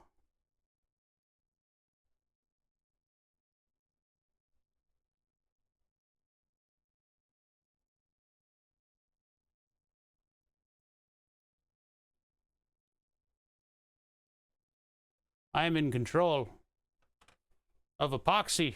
Yeah, syringes are great. You can get these very cheaply. Syringes are very cheap, and the blunt tips are also very cheap. The metal ones are great if you really need precision and control, but there are plastic ones that are cheaper and more disposable. I'm guessing that the syringe is warm from... No, you can't really... Huh. Usually the plastic setter stuff gets kind of warm. Okay, so now all this stuff is garbage. Now, if I wish I didn't need the syringe because it's way more wasteful. Excuse me. It's way more wasteful when you can't reuse the syringe for other stuff. But this plastic epoxy is going to set, and I don't have anything else to repair. So that's that. So we put that aside, and we'll wait until that sets in like a couple days. Now, I'm not going to be streaming tomorrow, chat. I'm not going to be streaming tomorrow. And that's because we're getting a puppy. We're getting a puppy. Look at this little meatball. Look at her. She's so cute. This is... so tomorrow, I'm going to be going and visiting these puppos. And potentially, we're going to have a dog from Friday on, which means that the noise floor in this room, well, in this house, is going to be a lot higher than it was before. There might be barking. Might be a lot of barking. Corgis like to bark. You better be too busy posting pics on the Discord. You fucking know it. You friggin' know it. This little meatball, I believe I'm going to push for the name Widget unless we can come up with anything better. But this little meatball is potentially coming home tomorrow. We haven't even met her yet, but the breeder is like, ready. We demand puppy cam. I was considering whether or not dogs don't like basements, guys. Dogs do not like basements. They like to look out windows and they like to run around upstairs with the sunlight, unlike us who are trapped in a basement. So I don't think the puppy's going to be down here a whole lot. I'm just being realistic in my expectations for this. I would love to do a puppy stream where we just hang out with the puppy. I don't know. We'll see where we get with that. Whether or not she's going to be a young puppy, so I don't know. But look at her. She's so cute. But yeah, that's going to happen on Friday. So Friday and Saturday stream are probably not going to happen. Saturday, if I'm feeling great, but who knows? Puppy stream or we riot. Look at the meatball. She's a little meatball. Look at her little stance. She's so cute. Yeah, Widget is the working name. I'm going to push for that. Puppy stream, maybe not at first, but we'll see. Multicam with tracking. I have a lot of, so like I've said before, I have a lot of stuff that came in from the storage unit. So this whole basement is just wall-to-wall trash. I've had like 6 trash bags a day leaving this basement. So it's not ready for a puppy yet. And this is happening tomorrow, whether I like it or not.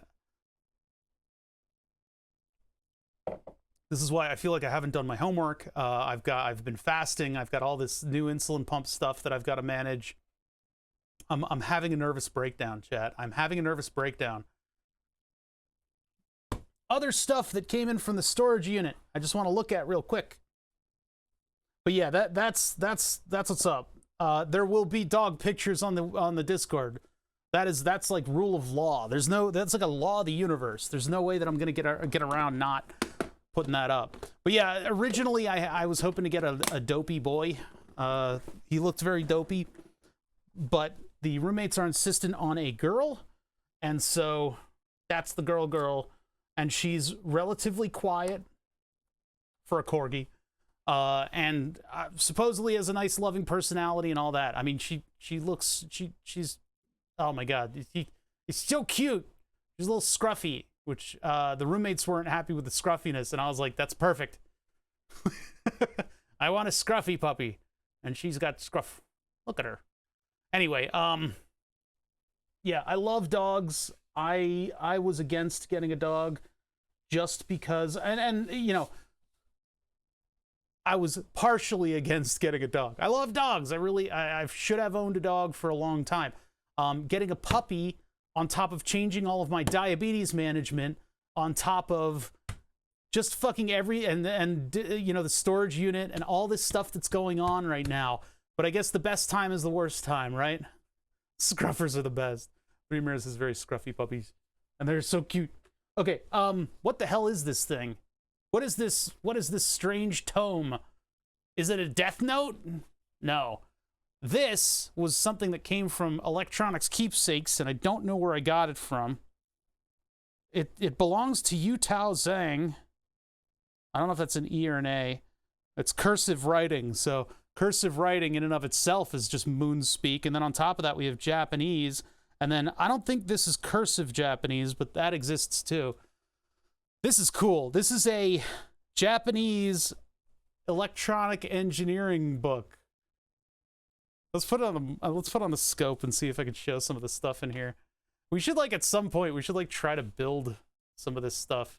I don't know if the microscope will go out enough for me to actually be able to show you guys all this stuff. But it's, it looks like it has problems and stuff.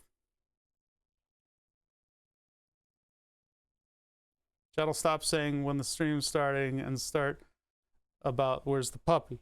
No, please. I only have so much patience with you guys. Now this looks like a textbook. I like the size of it. It's like kind of like a normal book, right? It's not like a big hardcover textbook. It's like a nice normal sized book. Could you imagine if our textbooks were this size? We'd have less scoliosis in academia. I had a little bit of scoliosis because in high school we didn't ever use our lockers. It was too inconvenient. So what we did is we bought these giant backpacks. We put all of our course books in them. And so we would be picking up these enormous backpacks. And so the whole right side of my body was like buff. And then the other side was atrophied. And so I got a slight scoliosis. Because I would pick up the backpack with my right arm and sling it over one shoulder, and it would be like doing a squat.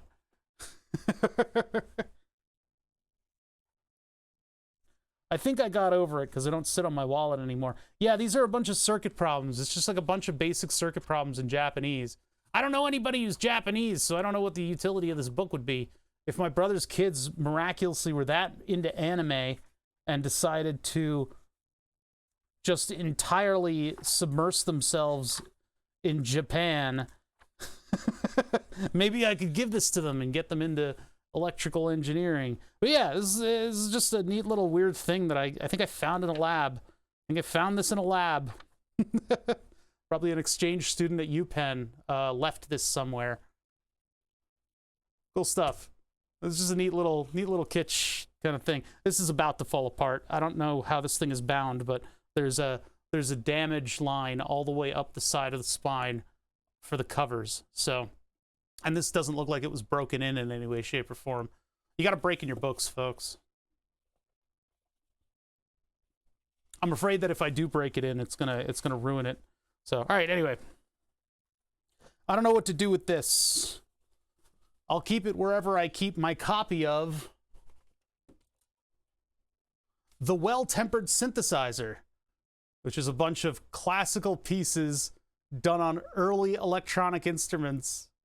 It's like just plugging what is it? What do you call it? Rights free? What's the other word? Anyway, plugging classical MIDI that's like that's out of copyright into like just a MIDI player. That's all it is. There's no nuance to it at all. It's literally just transcribing sheet music of classical pieces and then putting it through a computer. It's not really a computer, it's a synthesizer, but still. I don't know how much actual work went into this fucking thing. Man, there was a lot of text on records back in the day. What is this? Is there a year anywhere on this thing? Columbia Records. Cover photo by Horn Greiner. I love the cover photo on this. That's why I kept it.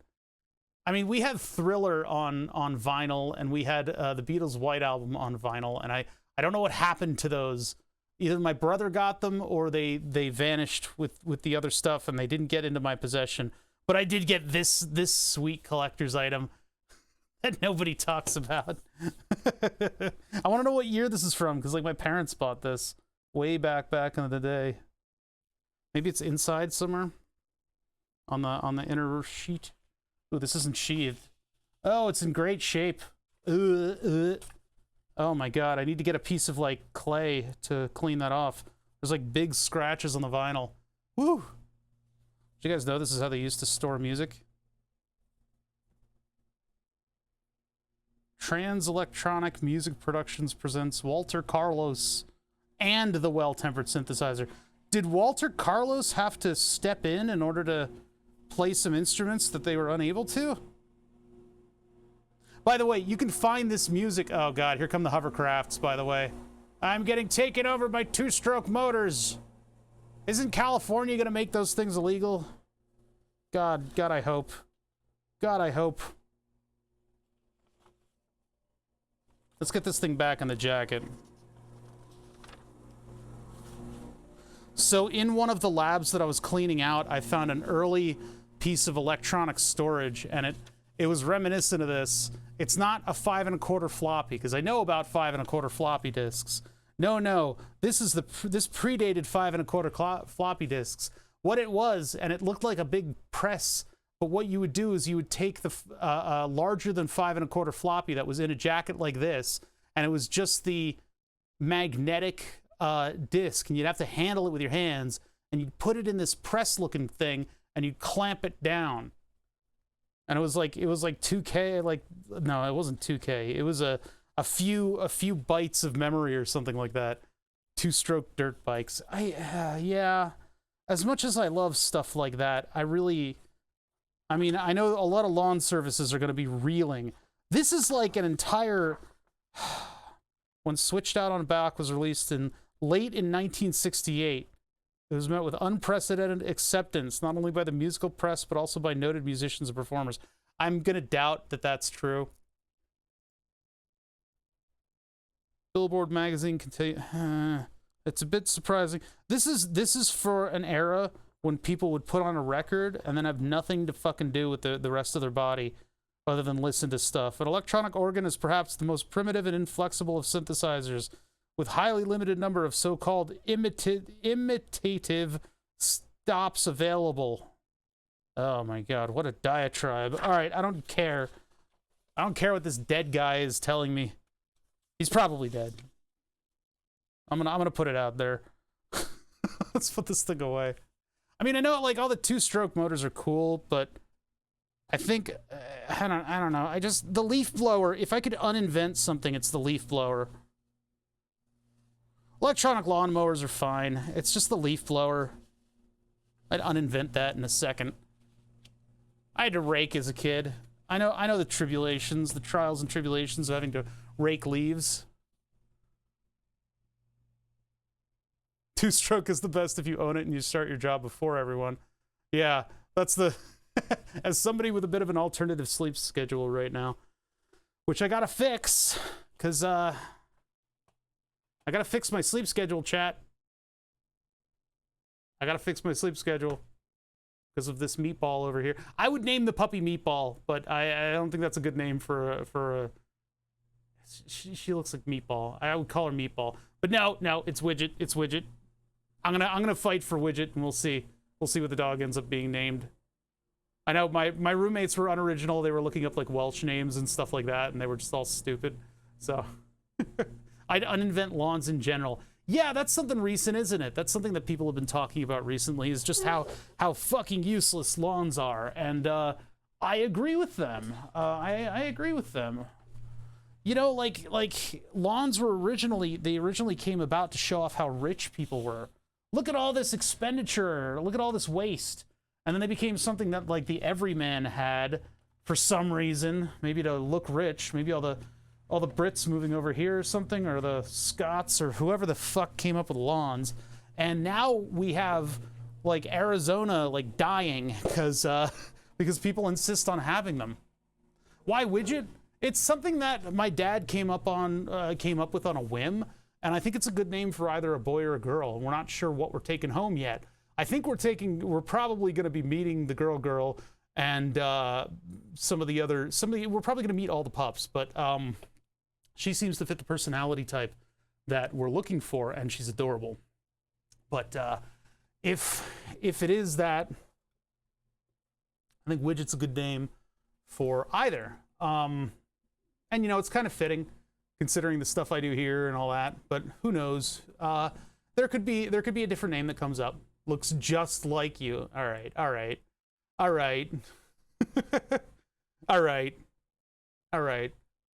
But yeah, so I'm pretty, if you guys can't tell, I'm pretty excited about it. I'm also fucking about to have a panic attack because of all the changes that I've made in my own management.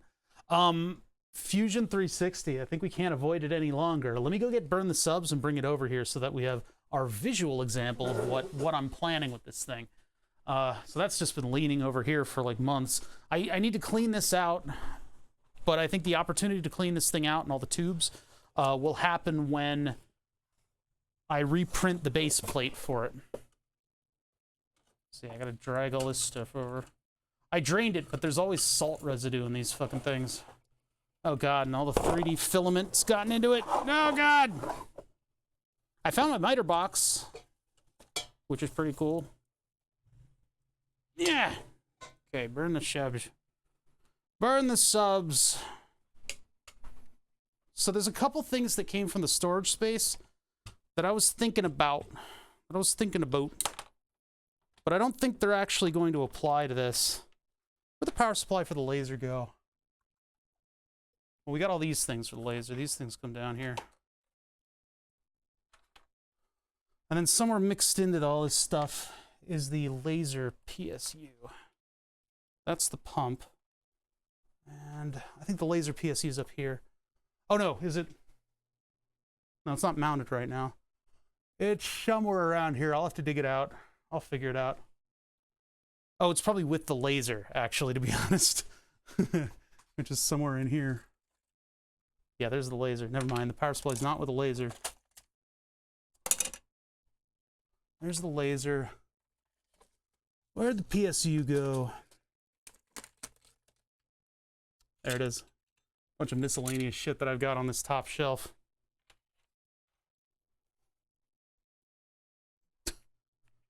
Who wants to buy a kidney or swap hearts or other body? Okay, yeah, puppies are expensive. Yeah. Puppies are expensive.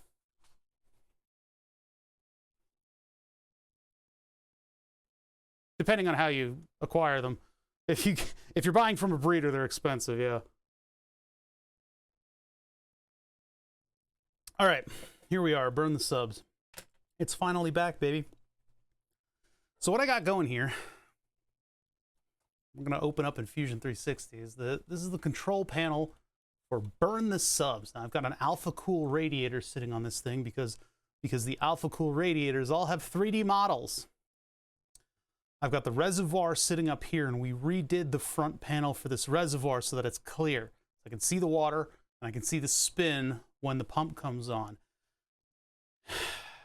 You'll notice that's water cooled. This is water cooled simply by virtue of the fact that we can do it. Boy, what is this stuff inside of the pipes? It's like just nasty. I'm really gonna have to clean this off and find maybe some specific coolant for it. All right, behind the scenes, what I have, and I believe these are also Alpha Cool, are these distribution blocks. Now we could have probably 3D printed a distribution block, and we only just started to play with water and 3D prints. But what I've got sitting in the back here are these Alpha Cool distribution blocks hooked up to a little 12-volt pump. It's hard to see everything because of the cameras.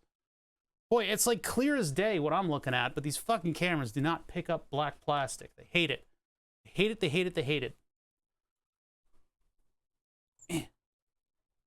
Yeah. So we got a little 12-volt pump. We tried a high temperature, low voltage, like a 5-volt pump, and it just wasn't pumpy enough to pump the pump. I'm gonna keep saying pump until it loses all its meaning. I would like to organize the stuff back here a little bit better, but we're not at that stage yet. Right now, we're just vetting out the entirety of the design. So everything is a little bit haphazard. We've got some fixed parts that fit, some weird things that I can't do maintenance on. I think it would really behoove me to put all this stuff, like use the 3D printing in order to put all this stuff in kind of a logical space and also mount things properly. Now, all this stuff is behind everything. I'm wondering if I want to put the radiator behind and put all this stuff in front. There's a bird outside that's chirping every time I talk, and it's really pissing me off. Oh my God, I can't even think. Stop chirping. It's beer, beer, beer, beer, beer. Every time I try to talk, it's just my whole mental faculty is breaking down over this. All right, anyway. So we have current lasers 20 watt that I use for cutting wood. Oh, Jesus. No, we're not getting into that because I don't have any safety mechanisms for my eyes around this thing. This thing burns directly onto a bright piece of wood in front of me, and 20 watts is just ridiculous. Your eyes can only perceive a certain degree of brightness, and it won't know that it's being exposed to a lot of the reflective stuff. So if you've got a blue laser that's on the order of 2 watts and you point it at a white wall, you'll start getting squinties from the ultraviolet that it's letting out from reflecting off of that white material. It is very dangerous. So I am not messing with that. Now, we have a 2-watt white laser. It is unfortunate that I cannot find one that's less powerful than that. The laser pointers don't drive the industry. DLP TVs and stuff drive the industry. Communications systems drive the industry. And so that means that the glut of 2-watt laser diodes exist in a space that isn't our pithy little laser etching table or safe to look at laser pointers. Now, we are taking advantage of the ultraviolet of the laser and focusing all of that. We're using it as energy, and we're focusing that energy into a sub-millimeter point, which will get hot enough because of the ultraviolet component of that wiggling all the atoms around in order to get the wood to have a Maynard reaction. It just burns the moisture out of the wood. It burns it, turns it into carbon, turns it black. So we can put a black line down on this thing and spell out all the stuff that we need to spell with our robotic gantry. In order to control the laser, I have this board over here. This board over here is so fucking old. I just heard a very loud bang, like a mechanical bang coming from a lawnmower outside. And it's either a backfire or I don't know. And maybe some of their equipment just exploded. I think it was a backfire, but it really sounded like somebody hitting something like a panel with a hammer. Anyway, this board right here hit a rock, maybe. Yeah, that's kind of what it sounded like a little bit. But there were 2 banging noises, so I think it sounds like a misfire or something. All right, anyway, this guy right here, Klibber subbing for 17 months on a 5-month streak. Hey, thank you guys for all the subs. I really appreciate you guys having these streak numbers are going up because I've built using this system, the previous version of this. I've built up a very loyal fandom who are good enough sports to still stick around this bullshit. Thank you, and sincerely thank you guys for hanging out while we do these streams. Now, we're getting our shit back together, and we're going to start moving into burn the subs territory and get this thing back up so we can get a lot of new users. You know, when I do sim setup projects and when I do computer projects, we get a lot of new people in here. I want to keep seeing new people. Best streamer on Twitch. I don't know. You guys should talk to some of those big name streamers. I don't know. Apparently, I'm supposed to pop off any minute now, but I don't really see that happening. Being a little bit more of a realist on stream. So, well, anyway, thank you guys. He's definitely a streamer on Twitch. That we cannot deny. Oh, Bother is the most streamer on Twitch. All right. I need to pull more hours, but apparently my entire fucking life is intervening and keeping me from streaming a lot. Unless I do like sporadic little streams, which I don't think would be a good idea. Should I use black hose for these things? No, I need to see the liquid in there. This is going to change. This whole thing is going to change. Here's the deal.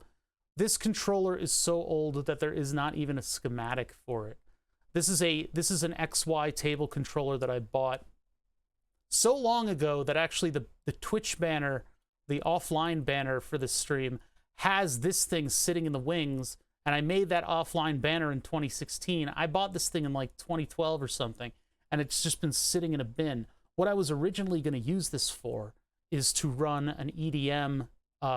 Basically, what I was going to do, see, I made these dice, right? I made these dice, and I did a really good job making these dice. Look at this dice. It's beautiful. I did such a great, oh no. I didn't even finish this one because I messed up some of the cuts. back when D&D was popping off, I really wanted to make a D20 out of aluminum that was machined. I wanted to have all of those razor sharp edges on it and everything, and it was a very difficult thing to do because setting up the tooling for it was very difficult. That doesn't look fair. I didn't finish some of the cuts. That's why it looks weird. Excuse me. So I was trying to figure out the angles and everything that I did because I wasn't CNCing it, so there wasn't a machine doing all that stuff. What I was doing is clamping it at a particular angle with blocks and then shaving off the top and then doing a different angle, shaving it off. And I figured eventually what I'd be able to do is use a piece of circular rod on a twist that would tilt, and then you'd be able to go vrp, tilt, vrp, tilt, vrp, tilt, and then you could take another angle, and then finally your last angle, pop, this thing would pop off. I have a sign clamp in storage. I think the way to do it would be with a circular axis that can tilt, and then you've got your X and your Y, and your Z is the important part, and then you just shave, twist, and then you change your angle, shave, twist, change your angle, shave, twist, and then the last one would be the most shaky one because it might pop off and leave a weird edge, and then you just take, I don't know how you would do it from there. You'd maybe find an angle that you could clamp with a sine vise and then get that last cut just by a 6-axis. Yeah, right? But that's what I wanted to do that. And so the question was, how do you put the numbers in there? And I don't have a CNC, because a CNC engraver would be a great way to do it too. But I think that would be the cheapest fixture, actually. I think that would be the cheapest fixture. And you could automate that too if you CNC it. I don't know. These are just thoughts. Like a sine vise takes a lot of time to set up. And having something where you can just do the appropriate angles, you just dial in the angles and then everything is done for you. But people have beaten me to the punch. You can buy sharp aluminum machined dice. But what I wanted to do is, in order to put numbers onto this thing, I wanted to use EDM, electric discharge machining. So what you can do is carve whatever you want to emboss into this, into a piece of, I think, not carbon steel, but just like carbon. You'd carve whatever you wanted to emboss into a piece of carbon, and then you would have a system that lowers it depending on the electrical interaction. So you have an Arduino that's monitoring how much current is being put through, and you have it lowering appropriately, and then you have something that's spraying new dielectric on, like salt water basically, just spraying new material onto it. And what you're doing is you're encouraging all of the subatomic materials to transfer out. And so you'd have something that does that. And so that's what I was going to do with this board. Yeah, plunge EDM, carbon electrode. Yeah, wire EDM is wild. Wire EDM is when you have two spools and a wire between them, and when you refresh that carbony wire, you can very accurately move through a piece of metal. And so when you see these displays where they have two pieces of machined metal, and they are different pieces of metal, they're not made out of the same thing, but they'll have like a plunger that falls into a cube and just vanishes. It looks like a single piece of material when it does that. It's pretty freaking wild. Apparently it takes a while, is my understanding, but what I wanted to do is use EDM in order to make the numbers, the etched numbers. I'd probably, CNC would probably be a better alternative, but I wanted to make dice and sell them in small batches, but turns out I never got the machining right for any of it. Never got the machining right. But this was supposed to be the thing that drove the EDM. So I bought this for like $30, and it's sat in a bin for 10,000 years. This is why I have literally no self-control when it comes to storing stuff, because I resurrected this thing and turned it into the cash cow of the stream. So what this whole system is designed to do is we have a Raspberry Pi that logs into the Twitch API, and I'm wondering if it'll be a lot of work for us to do. I want to have a Node-RED front end on a different machine that does all the Twitch interactions. So we have one robot. I have one bot, and I have one set of keys to recreate, like to reissue every now and then. And that way I could have the Node-RED Raspberry Pi disseminate instructions. It can deliver the instructions to this over the network, and then it will tell this the person's name and stuff like that, because that way we can run stronger plugins to vet out any profanity that might come from the internet. But then again, the profanity of the usernames that are etched onto the board are part of the art. So here's the deal. This thing, in and of itself, this thing logs in to Node-RED at MQTT broker that pi pulling and etch. That's what I'm thinking. And then the database can be stored elsewhere. We can have a more comprehensive database, and it could even populate something to like a, I don't know, like a what do you call it? What was that service that I used? Like a Heroku site that maybe people could look up where their names are. Having something like a Heroku site that will have the board code on it, I think is going to be kind of important, so that people can look up where their names are. I don't know. It's just a thought. I'd have to come up with the app for it, and I don't have any good experience with that.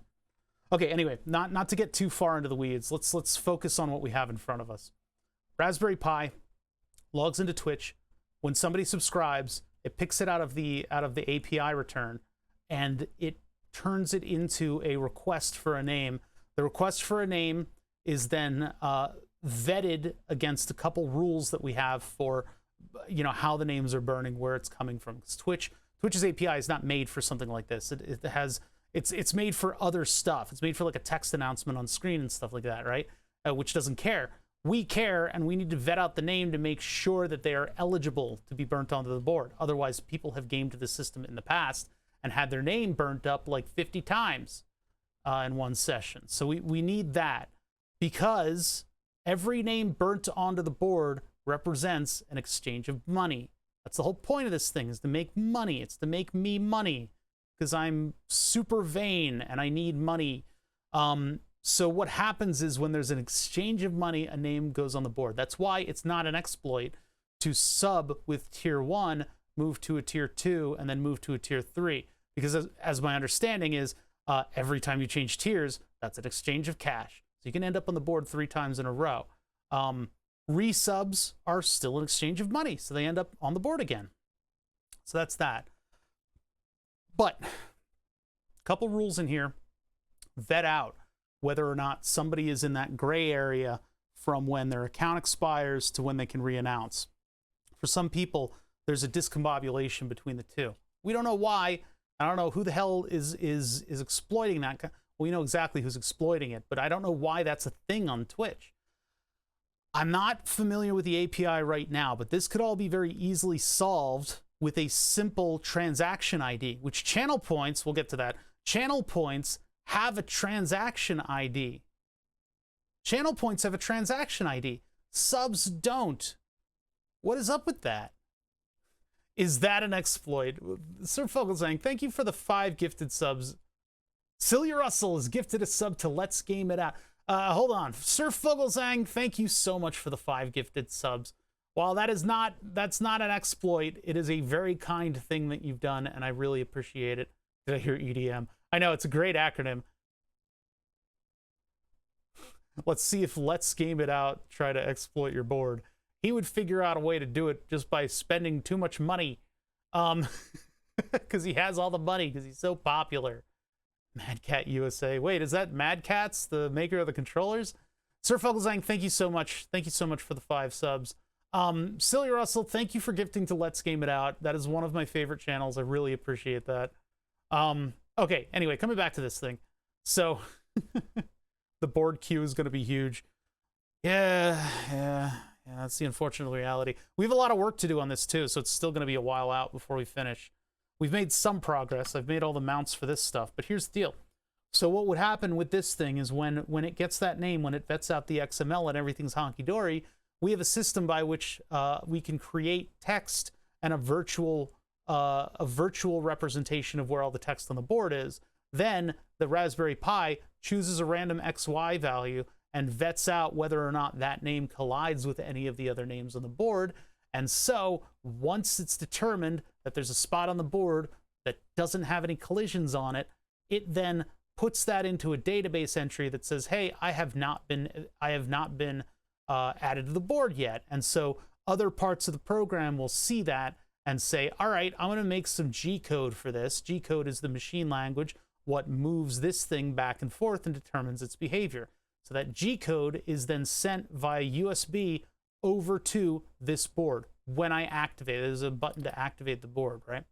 So then this board gets all that G code, and due to the parameters that we've set up inside of the Arduino, in a program, what is called Gerbil, GRBL. Now that's out of life, so you shouldn't use that. But Gerbil will then determine exactly what pulses it needs to send to the two motor drivers. These are TMC, I believe 8266s on this thing. And what they do is they determine where the stepper motors move, and that basically moves the laser on the board. In addition to that, it sends a pulse to a MOSFET that enables this laser driver to turn the laser on and off at a pulse rate, which will allow us to back down on the power a little bit. We put a screen on this thing. Now this isn't part of the original system. The original system was these two and the button thing, and we had a temperature monitor on it just to make sure it kept cool, because when we were testing the motors, the TMC drivers would overheat and then skip steps. And this thing had no idea that they were skipping steps, and it was a disaster. So I was like, absolutely not. We're never going to have heat on this thing at all, ever. So I decided to water cool it. Now, when we were vetting out the next version of the board, the thought was, why don't we do a few little small things to improve the board, and then we will put that all back together, and it'll be a better system. Well, those small things are like death by 1,000 cuts. We have added 1 billion small things to this board, and it's now become a completely different animal that I had to put aside for a couple weeks because I couldn't stand thinking about it. So what we are doing today is we're going to open this thing up in CAD. We have a representation of this board from when we last worked on it, which includes a mock-up of this board, but because of the improvements that we did to the 3D printer, we moved the 3D printer over to Clipper. Clipper is still supported.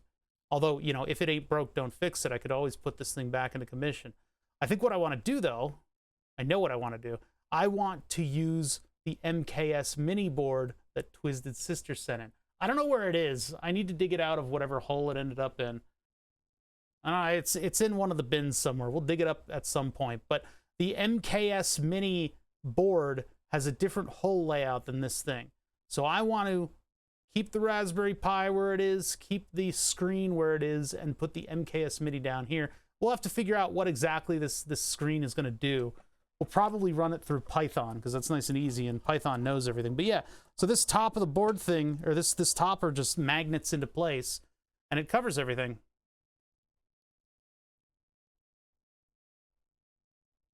What the hell are you talking about? Right. So yeah, that's burn this. That's going to be the new version of burn the subs. So we need to print out a new backplate. Print out a new backplate for the whole thing, which should be an easy enough project for today.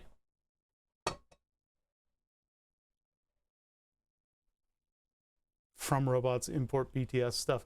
Yeah, the Python code. I got to get back into programming Python. By the way, there's no stream tomorrow because of this.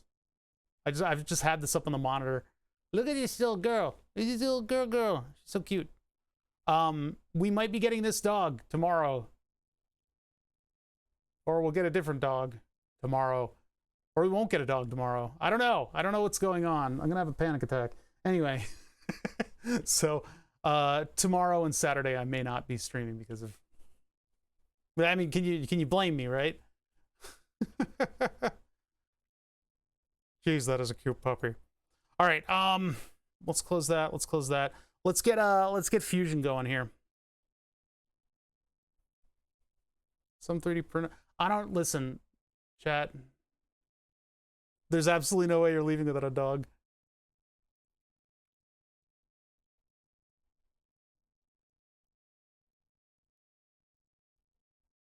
You're right. You're right. You're right. You're right. Look at this.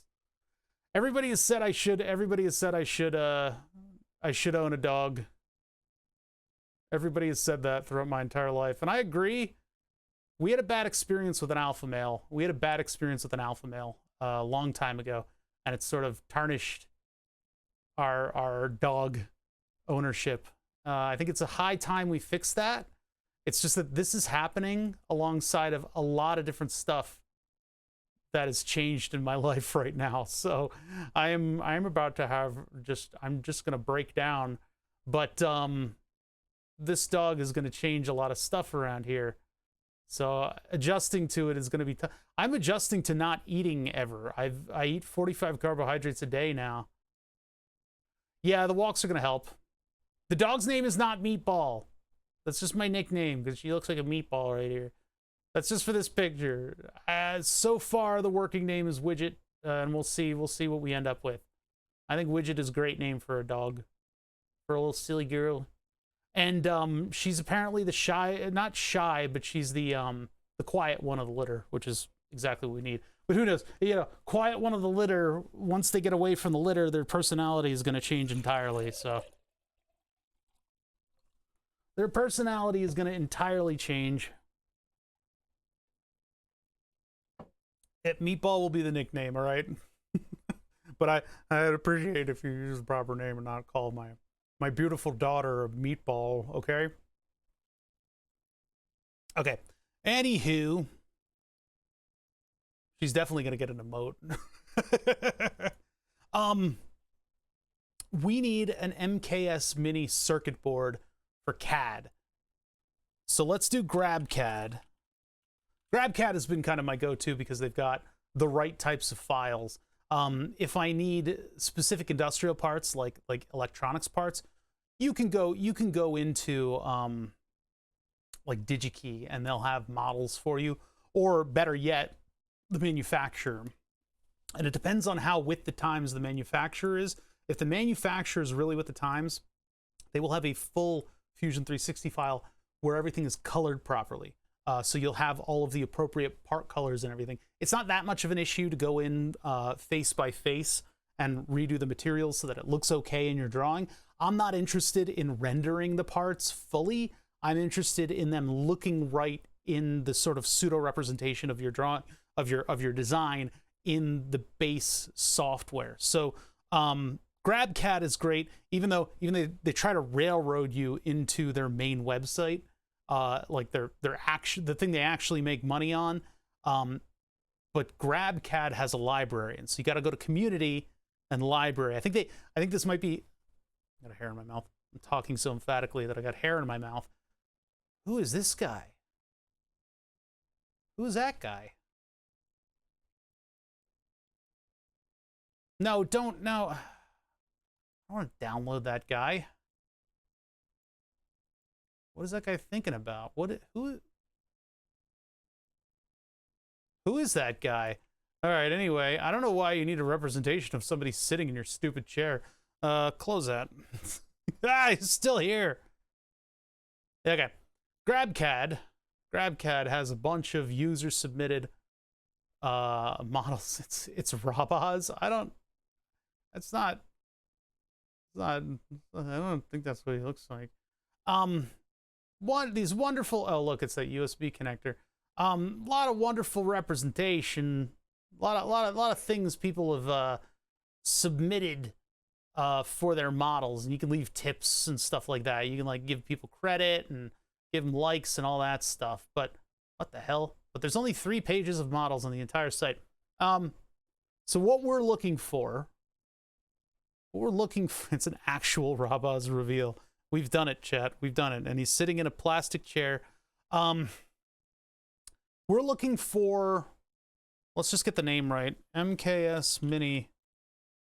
I don't know if it's 12864. Let's just say MKS Mini. That's not what we're looking for. I don't know if I've got the wrong board here. It's the thing that Twiztedsizter sent in. I may have to find the board so that I know what it is. Because I have a feeling we can search GrabCAD and just find the board, and then all the whole locations will be correct. Yeah, MKS is SKR Mini. SKR Mini.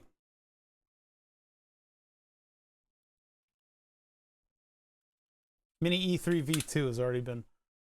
There he is. That's the one. So this has 4 drivers on it. 4 drivers on the other side of the circuit board. There's no way that we can, or no, 4 drivers, there they are. We can attach the water cooling things to the other side of the board, because that's actually where the chip is dumping all of its heat. We can attach them to the other side of the board and cool them from behind. 4 drivers, we're going to be using 2. We're going to be using 2 drivers, and then we're going to be loading Clipper onto this thing. We're going to load Clipper onto this thing because I believe that through the Clipper API, as well as just the function of the Clipper, we can have a better system than Gerbil. Yeah, Clipper says Clipper. It's really confusing. I feel like the name is 180. It's like your name through a mirror. Yeah, it actually is. If you do capital I, Clipper, and no, but the E would be reversible, but the R is not. Speaking of which, you guys know it's Robaz because his name is Roban, and then he just turned the Z. he turned the N, the capital N, and made a Z. Anyway, so we're gonna be using this board because I have it, and it's like $100 board, and it was sent in for free from a good friend of mine from Virginia, Twiztedsizter, who I think has topped off the max. He's like the biggest gifter of subs on this channel. I know him personally, and he's not around. Otherwise, I would make fun of him. But he's a good buddy, and he's just like wheelbarrows full of money. He's been shoveling into the stream, and I don't ask him to do that. He's just doing it. So he got wind of my 3D printer improvements because we were doing a bunch of streams where I was doing a Clipper upgrade, which is, by the way, the Clipper upgrade to the 3D printer, beautiful, absolutely fucking phenomenal, especially with the modern TMC drivers where they just run into the end of the axis in order to figure out where they are. That is just, it's such an improvement. Clipper has allowed me to tune the printer properly and get it to do, it's like printing in half of the time that it used to. It's a beautiful, beautiful upgrade. And so if you have like $200 sitting around, you should consider upgrading, because there's a whole bunch of stuff. It's fun to go through all the stuff in order to get it all tuned up. Anyway, so this guy right here sent in because Twiztedsizter got like barely a little bit of word that I was upgrading my printer. He said, I got one of those lying around, I'll send it into you. He's like, I couldn't find it, so I bought you a board. Okay, so I got this board. I was like, all right, so let's use it in my printer. Well, it turns out between the old board and this one, all the connections were completely different. And it was a much smaller board. It didn't have a lot of the extra stuff that my printer has. So what I did is I went and bought a different $100 larger board, and I got that working with Clipper. So now this thing has been sitting around. So as not to waste everybody's time and money, this thing is now going to drive burn the subs. So it's got the TMC drivers. It's got an STM32 that it's not really going to need, because the Clipper system, what it does is it uses, the Clipper system uses the wonderful power of the Raspberry Pi to do all of the complicated calculations and stuff. And then it sends data down to the motor controller. Excuse me. I'm hiccuping because I haven't eaten anything in 2 days. So the motor control, the stepper driver, the motor controller controller board, if it has like an 8-bit processor on it, it can use Clipper just as well as the 32-bit processor. But in the interest of upgrading all the technology, we're gonna have that STM32 on this thing. By the way, I had to look up where to buy STM32s. Damn, they still haven't recovered from shortages. I saw an eBay auction for like 50 of these things for like $800. And they just think that they're gonna get that money for it. You can find them for like $10 to $12 each if you go to the right. I think Mauser still has them in stock. But yeah, it was tough because I was sort of scraping the barrel to try to find stock of these fucking things. That's gonna be a hell of a. I don't know if FK Productions is gonna have. He's probably gonna drop in from space and just say, "Hey, Bother, you want to build this circuit board for me?" I'm anticipating that. That's gonna happen, and I can't say no. But maybe he'll build it himself. I think he's got some EEs that work for him that he might have build that board, but he's building a robot lawnmower, and I had to vet out his whole bill of materials, some of the things he couldn't find. This is what I hate about Octo part. whatever that site is that everybody puts their bill of materials on, that supposedly looks for whatever source it can, it neglects things that are common EE parts, common things that you don't buy at a particular length because you're not buying them in the billions.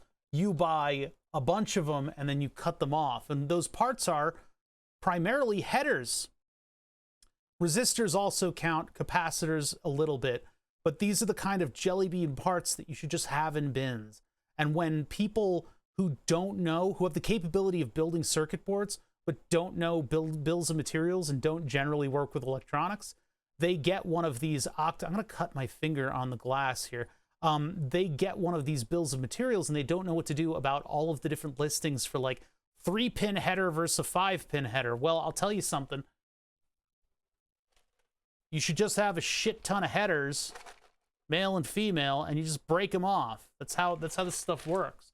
But that website, that fucking website, I've had multiple people come to me with bills of material from that website, and they're like, I can't find this part. It doesn't exist. It's just because it's not listed from the same website. Things go in and out of stock on different websites. What's up, Turbonad? I think I mentioned you earlier. Yes, I did. I mentioned you twice. I just want to tell him that I mentioned him so I'm not talking about him behind his back. I mentioned your propensity for running with a project idea in spite of my telling you to fucking stop. And then also that you were building a bunch of gauges. Because we tried to do a little bit of gauge repair, but this thing is fucked. The glass is out of alignment, so the adjustment piece that I broke, I can't really use. I put a little bit of plastic welder epoxy on that thing, and we'll see how it does after that, but it's kind of a lost cause. I mean, it'll still work. It's not like I need it to be in calibration, so I could just center that piece and put it back in and just never touch the screw. But they don't sell parts like that, and I don't have a printer that can go that small. So I'm kind of shit out of luck with that thing. I don't know what to do. Also, I don't want to have to remove all the silicone at this point, because it'll just break the glass. Plus, these things are $30. Anyway, back to Burn the Subs. So we are going to be going to the, what is it? The SKR? Yeah, SKR Mini. Because it's got 4 drivers on it. Which we're not going to need the other 2 yet. If I come up with some cool thing that I want the motor to control, that's like sort of an extra thing, sure. Or if I decide to jump down that road, if we decide to plunge ourselves down to the road of automated camera work, we could potentially vet it out using that, because this is going to be the last time that Burn the Subs is in specifically an X and a Y configuration. The next Burn the Subs, and I haven't vetted this out or thought about it yet, and I don't want you guys to keep going with the idea, but the next Burn the Subs is going to involve something entirely different. It's going to be a complete departure from what Burn the Subs looks like. It'll still burn the names of subscribers, but it'll be different. So this is the last time we're doing this. So we gotta put a good foot forward on it. Bought 100 a piece bag of 40-pin headers years ago, and I still have tons of it. Yeah, you just gotta be careful that they're not the weird kind of like pins that, like for instance, the female headers that I bought way too many of. It was too small. No, we're not gonna use galvo motors or anything like that. I'm not gonna do rasterized scanning.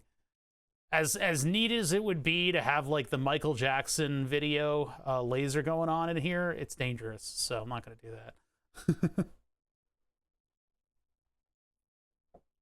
Get a small lathe and machine a plastic part. That still won't work because the glass is misaligned. And I don't think there's any way that I can adjust that without breaking the glass. I don't think there's any way I can do that.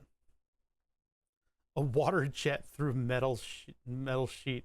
No! Chat, by the way. Puppy. Puppy, puppy, puppy. Puppy, puppy, puppy, puppy, puppy. Puppy, puppy, puppy. I have to do that every now and then. Listen, I'm the kind of person who doesn't react to anything until it actually happens. And even then, I don't really react. So I have to keep reminding myself that I'm actually getting a puppy tomorrow. And she's a little chunker. Look at her. Don't really have a name yet. Going to the breeder tomorrow. Maybe picking up a puppy. Look at this. Look at this little puppy. Look at this little puppy. Look at her.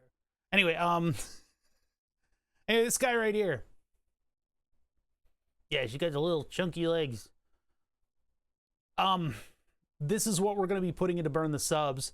In order to put this into burn the subs, we can play fast and loose with the rules on this thing. I mean, it's pretty easy to configure something like this. We will use Clipper's ability to have the axes run into an end stop to detect where the axes are. What it'll do is it'll basically just run up to the limit. When it runs into something, the motor driver notices, you know, ooh woo, notices your current, and then it stops, because these things have internal current senses on them. What they're doing, the real claim to fame for TMC is that they make quiet motor drivers, because typically with a stepper motor, here,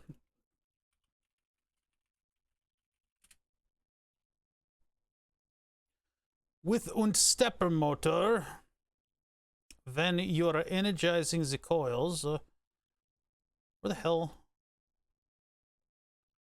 Yeah, so you are energizing pairs of coils with positive, you basically current flow from A to B, right? And as you do that, and this thing is showing way too many degrees, but as you move the coils around, the rotor moves between its cogs about 0.8 of a degree. Is that right? Is that 0.8? No, 1.8 of a degree. It moves 1.8 of a degree. You can get into micro stepping and stuff like that. I don't know precisely how that works.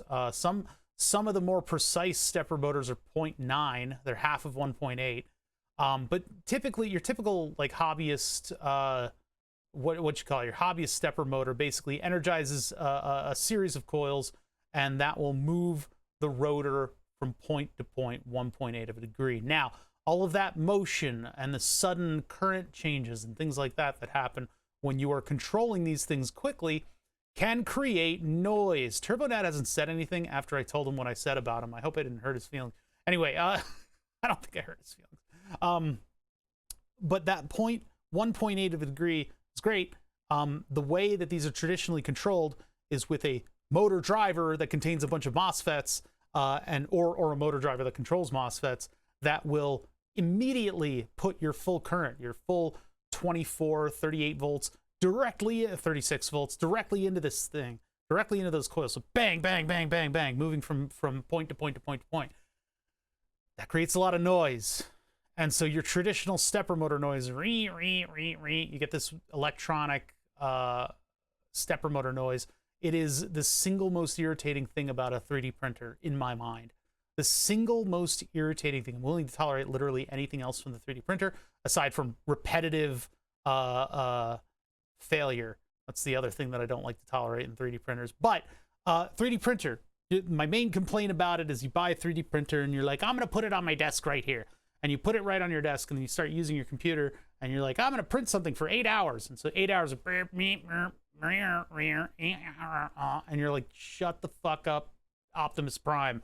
And you punch the thing, and it falls off of your desk, and then you're out hundreds of dollars, and it starts a fire. So anyway, what the TMC drivers do is instead of just hammering it from one to the other, what it'll do is it'll ease out and then ease in the current that goes to these drivers. So it'll actually do a pulse width modulated. Pulse width modulated just means you control the width of the pulses. And so if you send occasional pulses, then you're sending very little energy, average. If you quicken the pulses, you're sending more average energy. And so what they're able to do is they're able to ease out the motion and ease in the motion of the next step. And that produces a completely silent stepper motor. I will run my printer and there will be no noise. I'll occasionally get a root root noise because it's trying to move stuff very quickly, or it's moving the geared extruder head.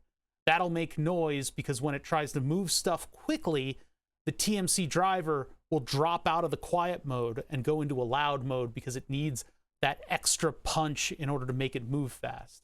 So the TMC drivers are brilliant. And they then just as a bonus, they decided to build in the feature where it does current detection in order to see whether or not it hit an end stop. So you don't need to have a ton of switches and wires all over everything. That's great for this because there's a significant amount of distance between the controller and the axis. So that's what we're going to use. And hopefully, unlike my printer, it won't run into an axis and make an incredible, awful noise. Every now and then, my shit goes wrong on the 3D printer and it ends up running into an axis. So, yeah, people have a 3D printer in a tiny bedroom and they try to go to bed with like a 12-hour print. I don't know if that's Short Lurker or not. I don't know if his 3D printer's in the same room as him. It's nice. It would be nice to have like a house, you know, like what ADHD Degenerate, who you guys should check out, by the way. He runs a pretty chill stream where he actually burns stuff. He's making coasters with the Kerbals on them right now, which is amazing. I think he's doing it for Rabaz because he's forever a simp for larger streamers. But you guys should check him out because he's on that partner grind, and that partner grind is harsh. But he's making these coasters with all the Kerbals on them, and they're really fucking good. He also made I didn't show them off when he was in here, but I've got throughout the shop, I've put his coasters up on stuff. There's the Dapper is on the tablet that I put on the milling machine. I've done that a couple times, slept quite well, but don't really want to do it again. Yeah, it depends on what you can tolerate while sleeping. Listen, for the longest time, I've been sleeping with, well, for goddamn like 20 years, maybe. I have 3 tandem pumps. I don't know how many Medtronic. 16 years I've had the tandem pump. God, it has to have been at least 20 years that I've been sleeping with an insulin pump on my body, and that thing vibrates and beeps, and that's enough to put me into a very terrible sleep pattern where I was just in a fog. And it's potentially this new system that I've gone into, either by virtue of very tightly controlling my glucose levels, or the predictive lines. What's going on here? Did this thing reconnect? What's going on? Hold on, I gotta get to the bottom of this. Yeah, it's doing all right. Got a pretty good prediction going on that one. What about on this one? What about X-Strip? What do you got? Maybe it's not comfortable predicting until a certain amount of time has passed. Anyway, due to this new system, either keeping my levels in check, or by virtue of the fact that the pods are no longer attached to my belt and beeping at me and digging into my side when I roll over, I have been getting much better sleep. Like much better sleep. And so I'm feeling a fog lifting. And maybe it's also, maybe it's also fasting that's helped me out with this. You know, if I finally start losing weight, I think my head's going to clear up. But man, that's been a huge difference. Anyway, having a 3D printer in the room, I understand, because you will not get into REM sleep and you'll end up feeling less REM-lazar. I mean, less REM sleep, and so you feel a bit more clouded. That's why Michael Jackson fucking died, because he didn't have any REM sleep because of the sleep medication that he was on. He fucking just died from it. Like, Jesus Christ. I was visiting a friend of mine in Ulso I don't know any of these Swedish locations. A few weeks ago, there's one tiny room apartment, an old ANET printer. Oh, boy. Yeah, noisy with stock fans. You're sending him an Ender 3. That's awesome. 220-volt heated bed, fanless, 80-watt PSU. Send him some PETG, too, so he doesn't have to run that part cooling fan. Yeah. The stock CR10S has a lot of turbulent fans fighting one another in order to cool off the drivers. So yeah, anyway, that's what a stepper motor does, but a TMC driver runs the stepper motor in more of an intelligent way, and they're silent. It is a huge advantage. Do yourself a favor and think about, if you've got a generic printer, you can buy a board that's laid out in the same way as your controller board.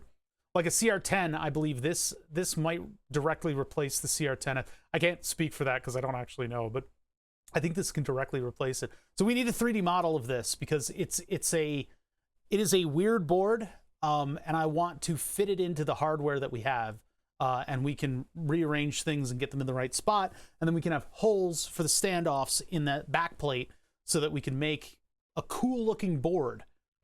And then I can use either probably my dark blue. I've got gray on this right now, but I think dark blue would look better. I've gone fully into the dark blue and the red that I bought because they're so pretty. Those colors are so good.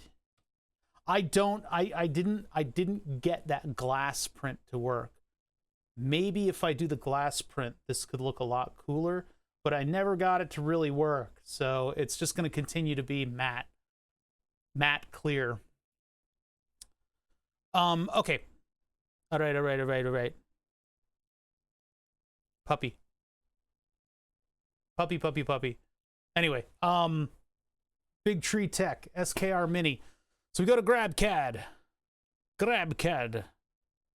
I'm by the way, you know, the reason that I'm stopping and I'm explaining stuff cuz one of the main comments that I get about this stream is, I love how you talk about stuff, but I have abso-fucking-lutely no idea what you're talking about.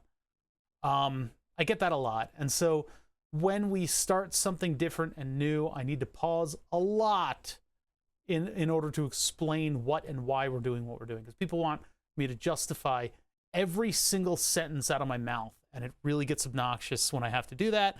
I try to get ahead of that by explaining myself quite a bit. So I hope you guys are enjoying it. I do enjoy just talking about stuff with you guys. It's a lot of fun. Consider trying this. No. Why? No, I'm not going to do that. I'm not doing that. Why would I do that? You just want to, silly, you just want to show off. You just want to show off that you know more about 3D printing than everybody else here. I don't mind it, but I'm not going to consider something. I already have the other board. Somebody bought it for me for $100. I literally just explained that to everybody. So I'm going to use the board that somebody bought for me. Not whatever thing you want to show off with. God. What are printers? Yeah, exactly.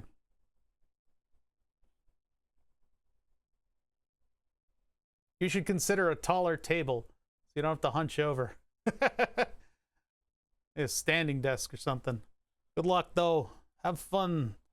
Okay, so we are looking for an SKR Mini. Bada bing. Oh, look. Oh, look what it is. Oh, look what it is. Look at that. Oh, look.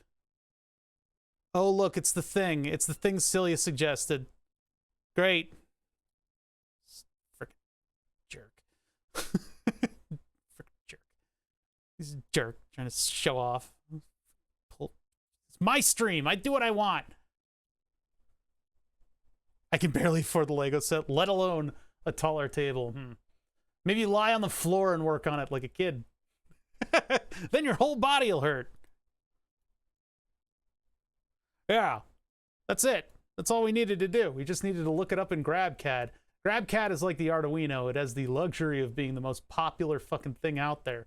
The reason it's so popular is because they host the files that directly go into everybody's CAD, and then the rest of it I don't know, because there's probably some history behind it that I'm not privy to, because I only got into modeling stuff in 3D like 3 years ago. So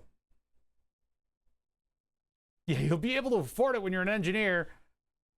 Did that with bag one, hurt my knees. I actually bought knee pads. I bought 511 tactical knee pads. The problem is the 511 tactical knee pads apparently suck. I have to spend $75 on some other knee pads. I don't have that kind of money right now. The ones that actually bend with your knee. But I bought the knee pads because I'm rolling around on the floor a lot to do some of these projects, like the pedals. The pedals for the sim setup. I had to like roll around to the ground in order to attach them to my chair. I don't have like a table that I can pull everything up onto and then work on, you know? So yeah, I actually had to buy knee pads. Like I'm some kind of a contractor. Okay, this is all we need. We can peruse the site to see if there's a better one. But I mean, this looks like the best so far. But it looks like everybody and their dog has modeled this thing. Okay, maybe not. There's only one page of results. I mean, this one... No, this one has all the jumpers represented. Do we have a bunch of jumpers on this thing? We got one jumper per bank, and this thing does not... Well, it has the header there. Yeah, the header's there, so we basically know everything. Oh, what's up, Groovy? How's your toe?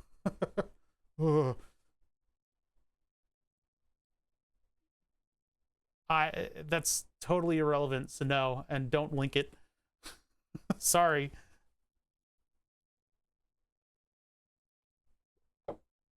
Relevant links only. And a drunk rolling pig is not relevant. This one actually looks like a better model. I'm just looking for the overall presentation of the thing. I mean, it's between this one that has the... This has the large screw terminal in where the small one is. Oh, Twiztech Cheetah. That's not even the right one. Okay, so Big Tree Tech SKR E3 Dip. That has a bunch of headers that we don't need. Made a burger for lunch. It was way better than I expected. Prime rib burger. Don't talk to me about food. I'm on a semi-permanent fast. I'm eating 45 carbohydrates a day in order to make my supplies last, because my doctor missed the part where I said 1 pod per 2 days. And so they didn't send me 2 boxes of pods, and so I have to make my insulin last out, which is something I wanted to do anyway. I have severely limited the amount of carbohydrates that I'm taking in. So, actually, I hate to be the actually. You guys can use the nerd emote on me. Like a piece of steak about the size of your palm is going to have about 15 carbohydrates in it. So for somebody who's only doing 45 carbohydrates a day, that 15 carbs can affect you pretty negatively. I had a couple pieces of strip steak last night. I couldn't take it anymore.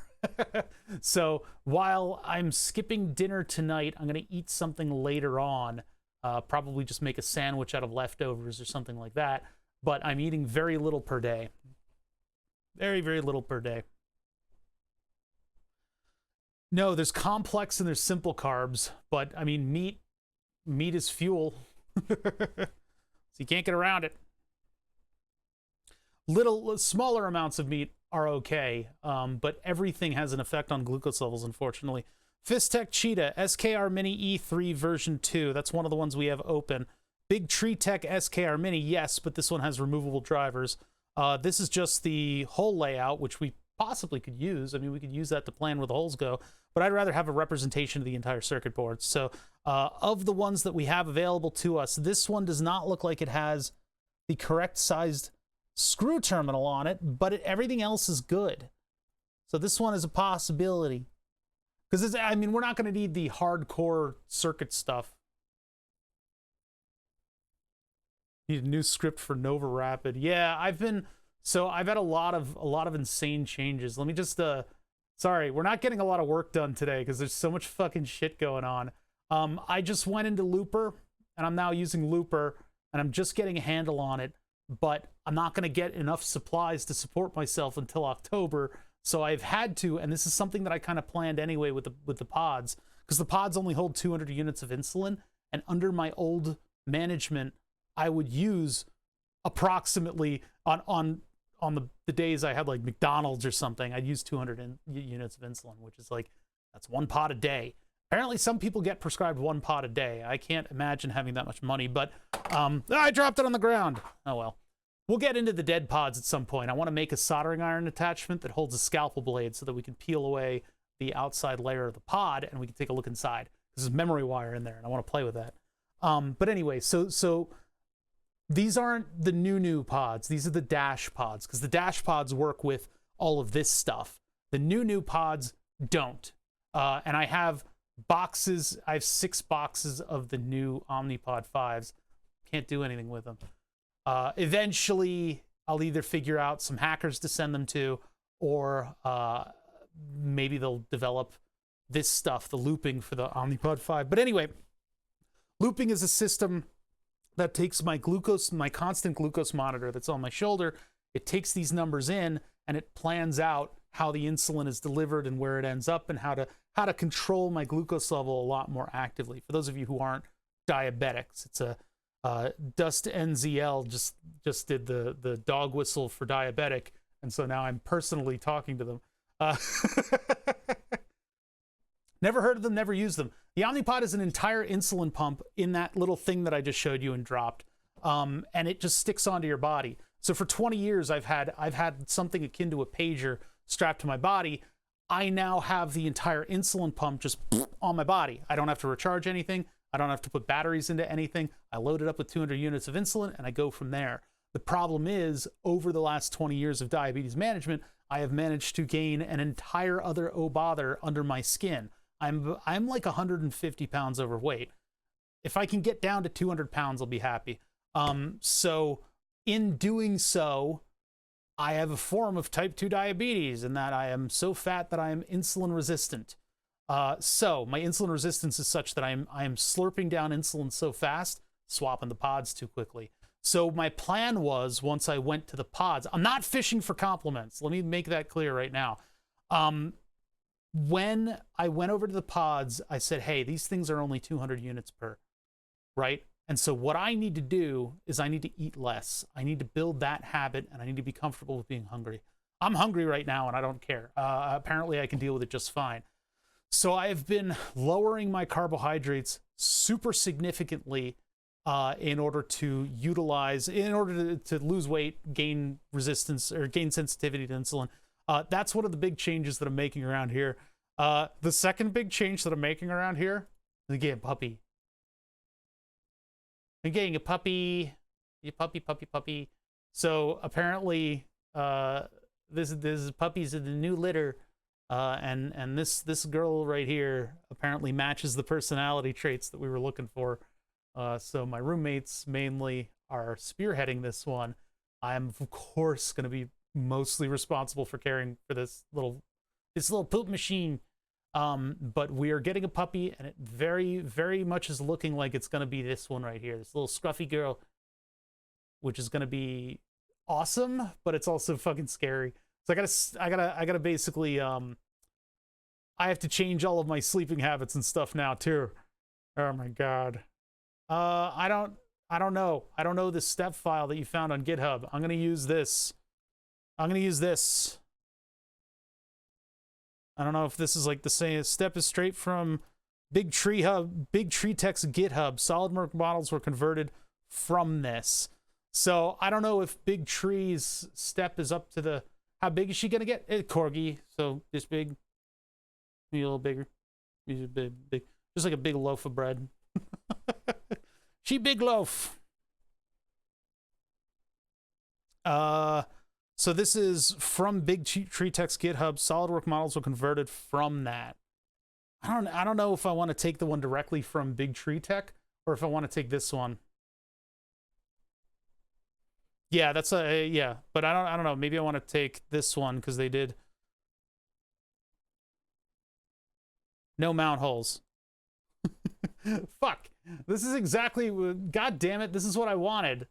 That one's out. We specifically need the mount holes. That's why we're getting this model.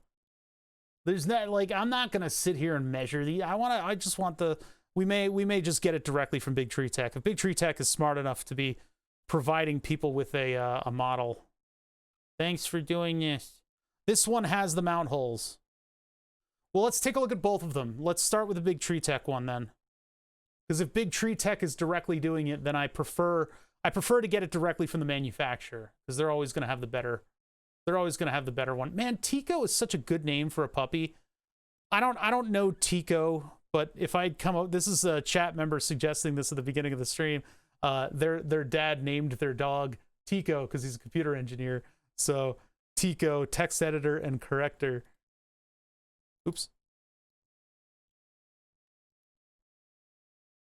You call it Biko, bone editor and corrector. I don't know. Anyway, directly from the manufacturer. We'll try it. So we want the step file. Okay. How do I download this again? How do I use GitHub? Why does GitHub work stupid? Well, like, this is stupid. This is dumb.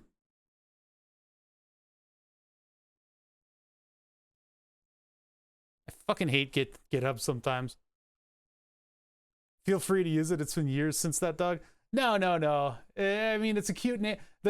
I didn't come up with it. If I came up with it, it'd be better, you know? My friend's dog name is Oh Boy. Oh Boy. I would always say it like that. Oh boy. He's your boy. Do I need to do that? And then download. There it is. Hello? Ah!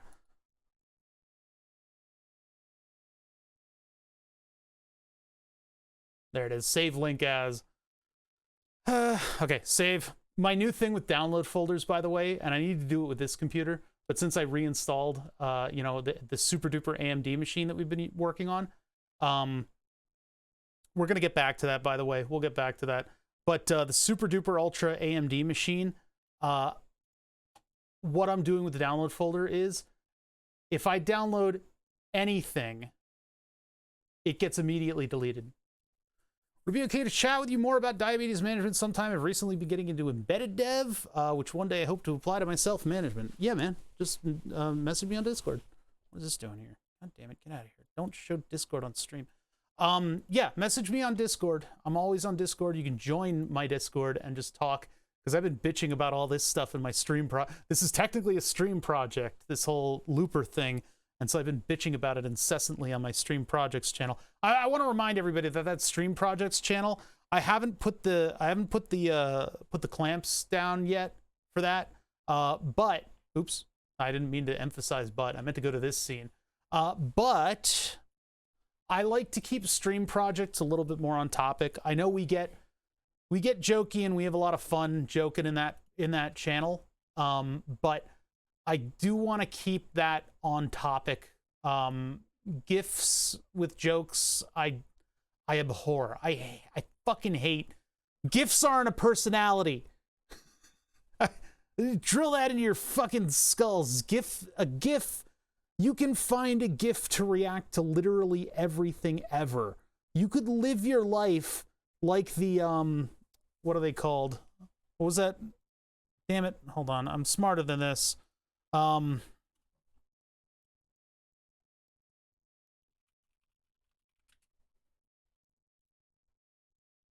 are they called? They are planet with captain speaks metaphorical language, translator. What are they called though? Everybody's out here like hold on. Yeah, the children of Tama.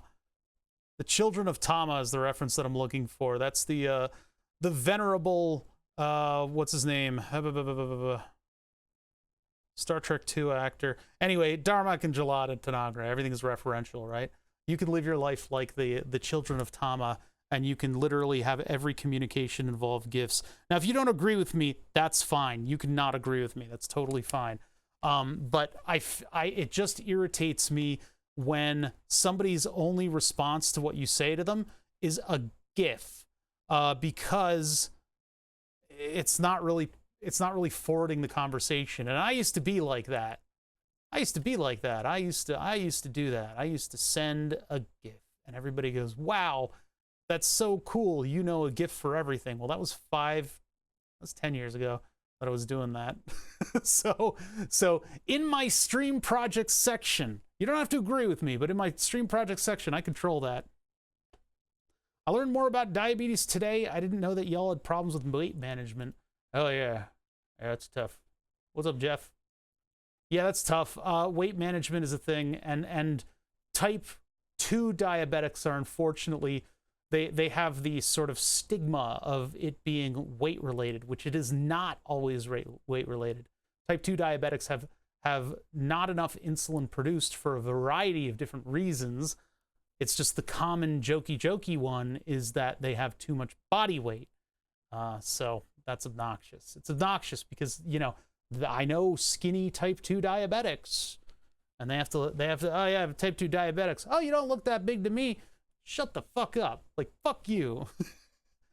Shut the fuck. All right, anyway, let's upload something to this. Huh? I don't know what the fuck you're talking about. What are you talking about? All right, upload. And let's take that file, and we'll do this in the dumbest way by actually going to the folder. We'll go to downloads. Look at me, I'm a computer user. And we'll upload that. We'll see what that looks like. Type 2 is called old man sugar disease in Danish. You guys got to work on that one. That's a weird thing to call. The diabetes mellitus originally, the origin of the namesake is because back in the day, or insulin, hell, back in the day, back when doctors were just like, do cocaine at that. I don't know what to fucking tell you. What they would do is those perverts, they would taste urine and go, huh, that's kind of sweet. Mix that in my coffee. And then they would say, your kid's gonna die in like a month because his pee-pee tastes good. That's how they would diagnose it. They would taste the urine, and it was a death sentence. So that's what diabetes mellitus stems from. Type 1 and type 2 have the same symptoms, but they have different entire mechanisms behind them. They involve the same bodily systems, but they have different mechanisms behind them. This is the one directly from Big Tree Tech. Let's take a look at what it looks like. I could live with this. This looks like that other person's model. There are no holes. Big Tree Tech, where are the mounting holes? Why have you done this? Where's the lamb sauce? Where's the lamb sauce?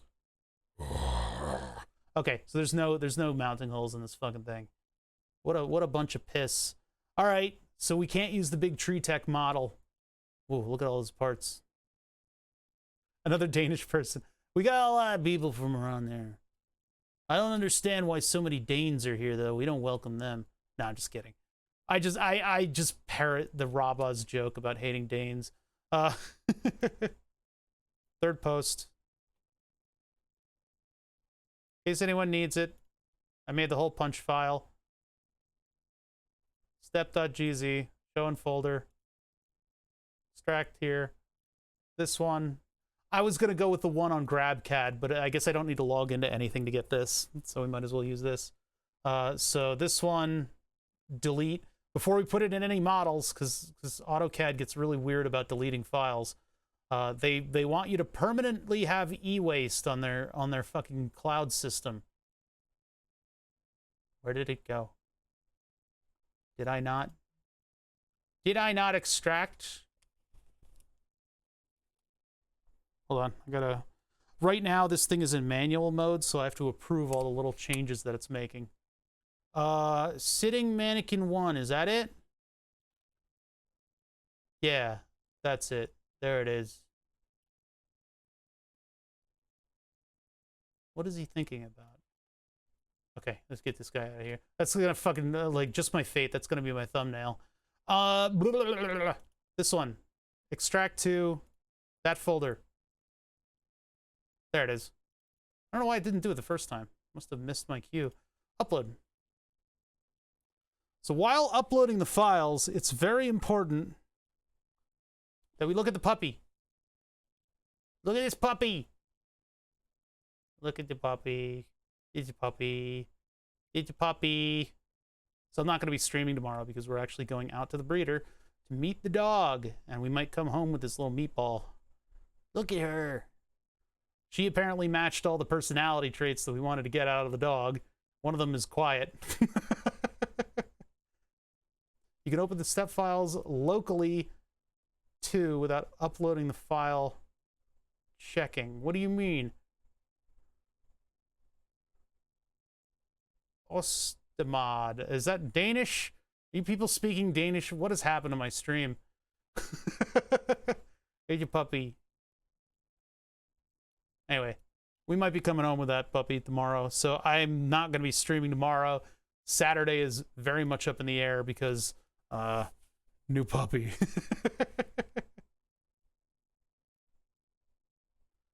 So can I could just go open in AutoCAD and then it won't do the full upload thing? I don't think I'm going to use that though, because usually that's the Gerbil board.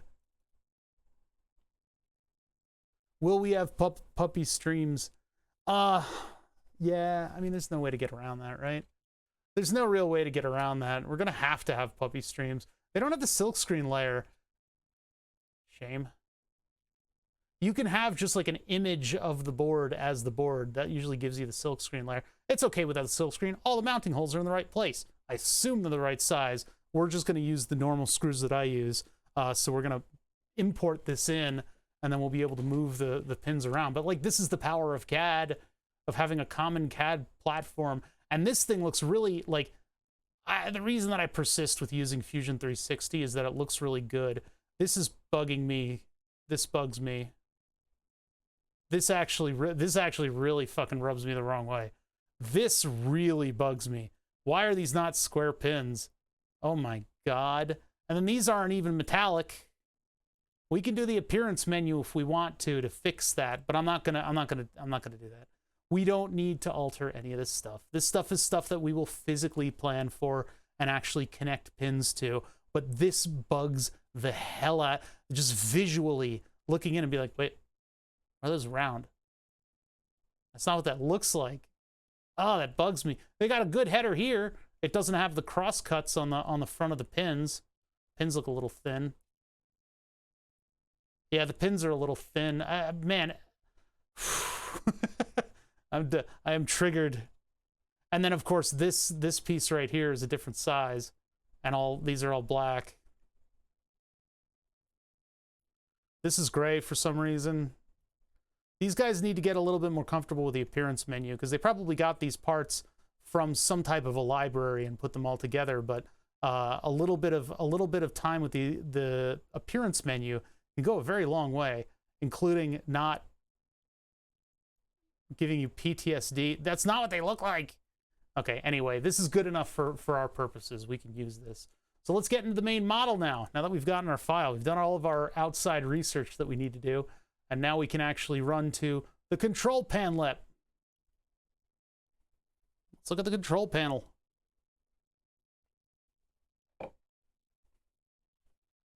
Actually, let's look at a puppy.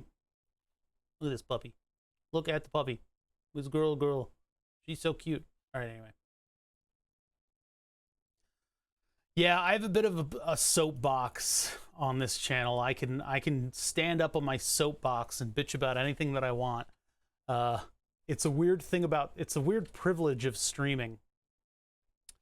My thoughts on this, on the radiator, I think what I want to do is flip it around and put the pump in front.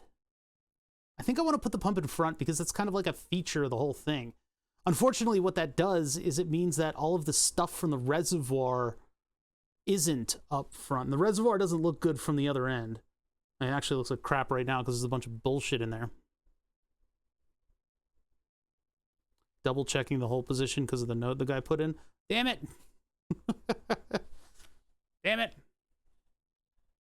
I don't know where the board is. I don't know it's in like a bin behind me, so I don't know.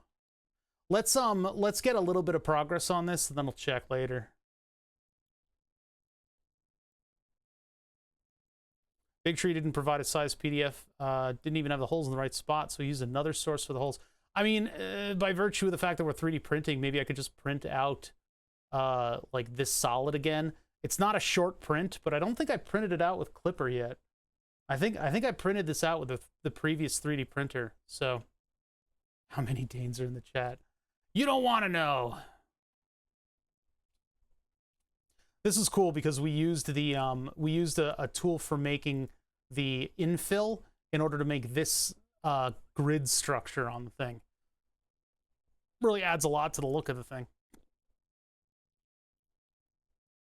Too many Danes, yeah.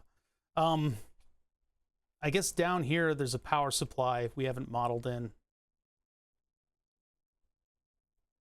It's the time that I'm streaming and the fact that like a lot of my users are from Rabaz that makes there's a lot of Scandinavians, fucking Swedes.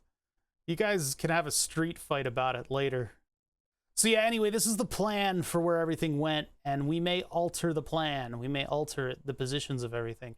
And if I do, because of the stepwise time-based nature, timeline-based nature of Fusion, what I can do is in this step, if I move the solid, all the mounting holes for it move with it. Unfortunately, what that also does is it makes new enclosed spaces in the sketches, and enclosed spaces in the sketch Okay, anyway, sorry. Get reset. Move the record needle back on. Enclosed spaces and sketches define the extrusions of solids. And the extrusion of solids, when you tell it, build a solid out, like a build material out of this thing. So when we move stuff in post, it will make new enclosed spaces, and the software goes, and then it just can't function any. It'll make assumptions, and when you have an algorithm making assumptions, we should know from our experience with AI and swipe typing that it always assumes the wrong thing. So we have to then go into the following steps and correct all the little issues that arise. I think what I want to do is I want to flip the radiator around. That's one of the points of interest that I want to get to. Flip the radiator around. We need a better model for the pump, by the way. Flip the radiator around so that all the fittings are in front. I don't know what to do about the reservoir because all the fittings for the reservoir are behind. But flip this around, and then we can put the pump and all of its accoutrements in front, and I can have the fans sitting in the back so that it can use the height of the rails here, as an air exchange area, right? So this thing will be belching hot air out and taking cool air in here from outside. Supposedly, perhaps, air will flow up and out of the whole thing, although we're not really encouraging it. But we can have the fans then suck air down through this and belch it out into the back plate as well. That's my idea for this. So I'm gonna have to do a lot of work with this on my own. But let's get the things out of here that we need to get out of here. So what there is in this drawing is a couple bodies. It's a couple bodies that I've specifically made in order to hold up the solids. And I've got them represented in this cool looking smoked plastic that's perfectly smooth. Well, that's not what this looks like at all. I think I can play with the appearance menu a little bit more in order to make this kind of give it like a matte look, and that'll look a little bit better. But I like these reservoir positioning screws. They're doing a good job, and we should be proud of them. But anywho, a couple things we need to do with this drawing. It's more than just putting this circuit board in here. But let's put that circuit board in here. So what I need to do is hide this guy. This is the other board, the Gerbil board that is no longer supported by anything. Nobody knows what it is. Nobody knows where it's going, etc., etc. So let's put the SKR Mini. I don't know if this is going to be a good spot for the SKR Mini. I mean, this is where cold air is coming in, so it probably is pretty good, but I don't know. Let's just put the board in and see how it fits with all the other stuff. I have some modeling to do, and I don't mean posing. Strike a pose. All right, so let's go and rewind time all the way back to where we insert the stuff. Oh my God, it's chaos. Everything is everywhere. So now we can actually take the file that we've imported, the BTT SKR Mini E3. God, that's a lot of acronyms. And just drag and drop it in. And then it completely destroys any of my computer's ability to think. Why is it a struggle bus? It's a complete struggle fest. Well, I'm going to allow it to be over here because it's out of the way. So click OK. And now we need to actually move our timeline up one. And now we're here. So this is before I started making the solid. I figured out what the positioning of all this stuff should be. I don't know what I based it on. Probably this. Yeah, definitely that. So that's what I based the positioning of everything on. Now, I'm starting to think about the layout of this thing, and if I want to change it up a little bit, you know? I feel like the screen should be at the top. And I also kind of feel like the screen should be at the top and right behind the glass. And that way it'll be more visible. Overall, the reservoir has to be the top piece of everything. I could potentially move the radiator down, although that's a little nonsensical. Yeah, that doesn't make any sense if I move the radiator down. It'd be better to have all the pump stuff down there. But having the screen at the top and top front and visible, I think is important for this. I put it at the middle because that top front, when you're looking at this, you're looking kind of down at it. I have so many things. Like, for instance, this thing that I found in storage is a really nice Vicor 24 volt power supply. Oh my God, it like blew out the brightness of my camera. This is like a really nice 24 volt power supply. I would love to use this in Burn the Subs, but it's like the size of Burn the Subs. We'd have to build around it. I would have to make Burn the Subs sit in front of this thing, which is not really good systems engineering.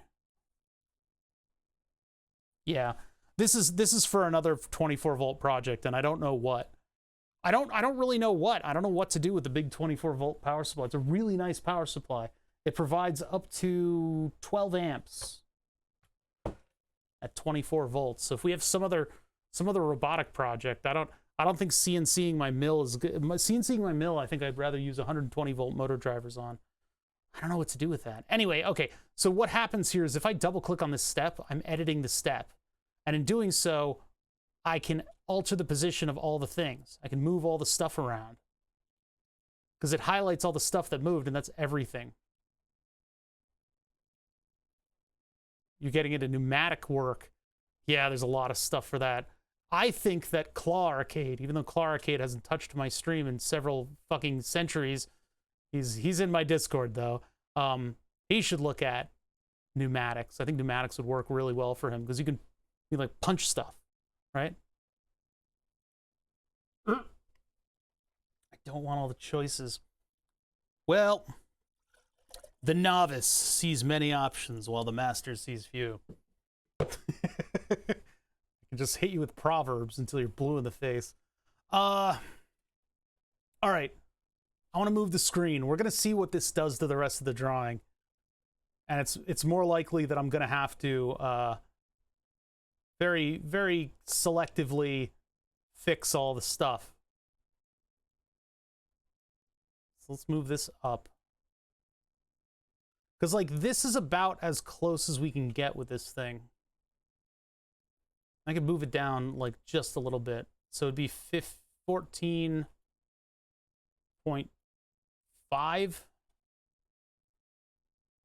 Actually, 14, I think. Even though, you know what, to be honest, this distance is kind of irrelevant because I'm not making the standoffs on this thing. But yeah, this would be up against the glass and hopefully a little bit more. Why is it the OK button is blocked? Okay. Easier to see as a result. And then down here we have, let's see, the Raspberry Pi and the Clipper board. Well, let's see what the sizing comes out to. So let's just move the Raspberry Pi out of the way. Or we'll just make that the next. Okay, all right. Sometimes it for some reason it just doesn't like to select the right thing. So I'm gonna click cancel on that.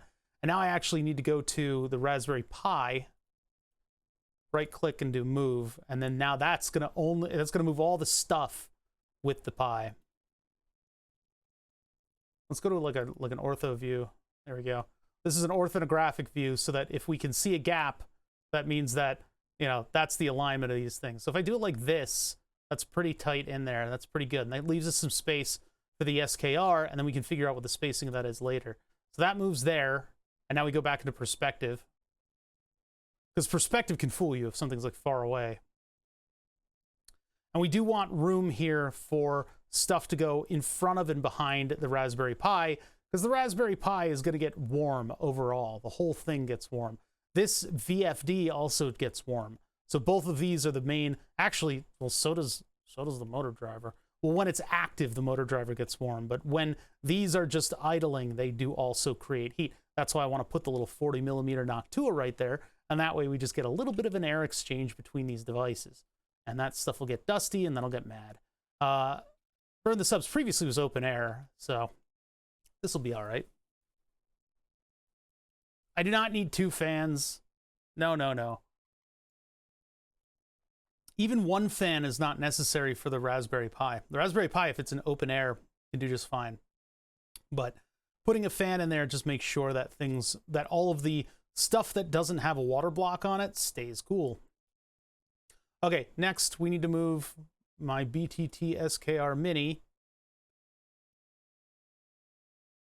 Where is the move control? Why is it all the way over there? This model is a little bit cursed. If the model came in all the way over there, Why is this so slow?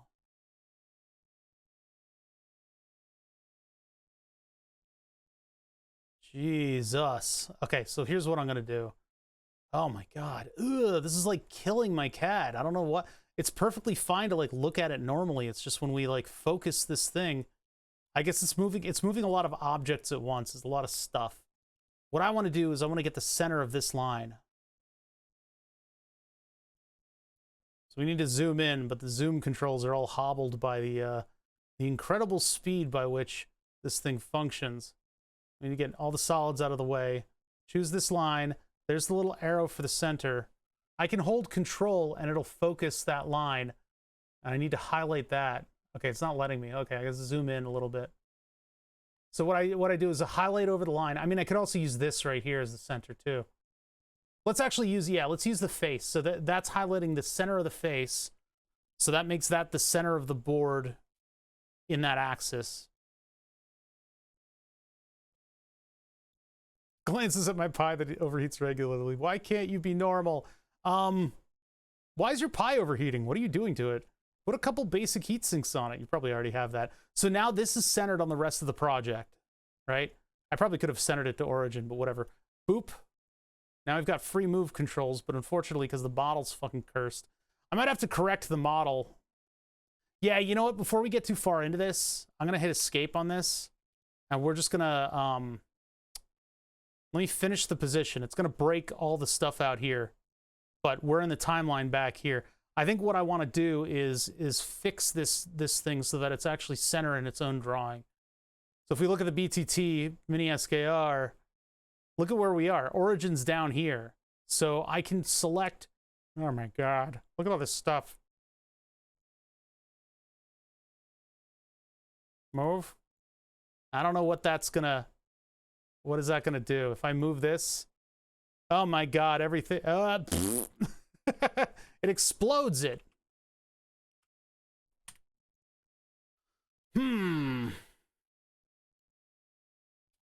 Fusion 360 move origin. I need to do a Google search for that. Puppy. Puppy, puppy, puppy.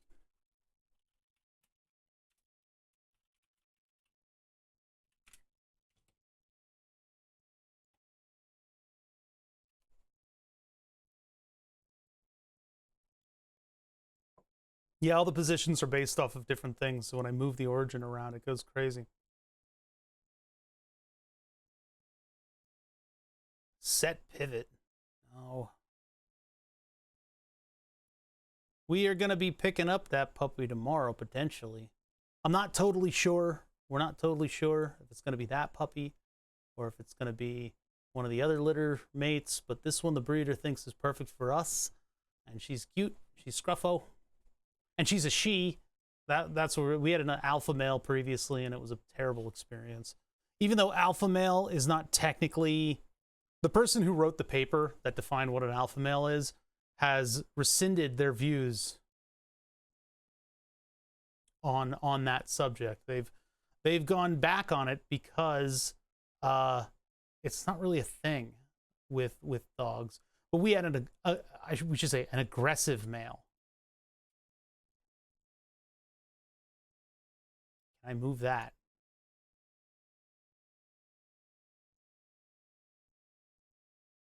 Yeah, there we go. All right, sweet. Okay, so we can find origin this way.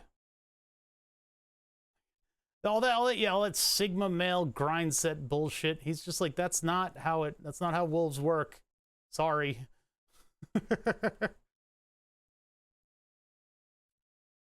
I need to view origin. Everything is really slow because I'm trying to correct this thing. Oh my God, look at all this stuff. Up we go. Up to the top.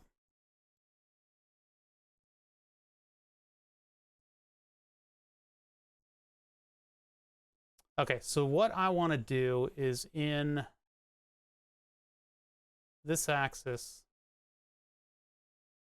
so Y distance, I'm going to go Y distance, this one, measure, and I want to go from the center of this. Did it unselect? Okay, I think it just unselected to help me out.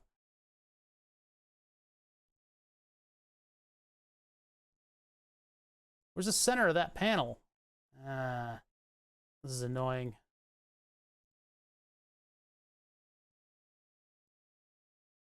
Yeah, I don't have the same solid selecting tools for the measure, do I?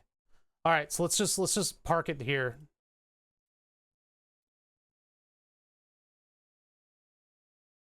I can't. Oh my god. All right, it didn't let me redo it. All right, so let's just measure this on our own. I need to know what the distances on the axes are. How come I can't select the center of this panel? Hold on, control maybe? I feel like the other programs let me measure this. Oh, there we go. Show snap points I didn't have on. Okay, so what I want to do is I want to measure from... Oops. Or show snap points. I want to measure from the center to origin. I'll remember that number. That's not what I want. That's not what I want. I want XYZ delta, and I want... Oh my god, why did it have to be in green? 239,967. 239,967. So I'll do that before I forget the number.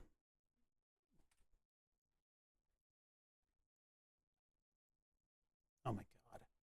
239,967.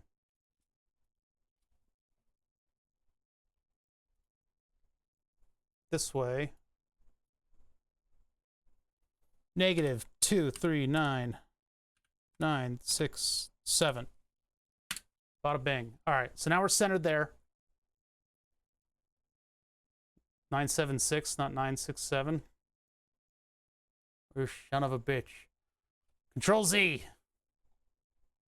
I'm measuring it again, and I'm going to try to not list execute. Inspect. Here. Here. 239,976. All right. I knew that. I was just testing you. 239,976. 239,976. Wait. Board 1. Everything below it.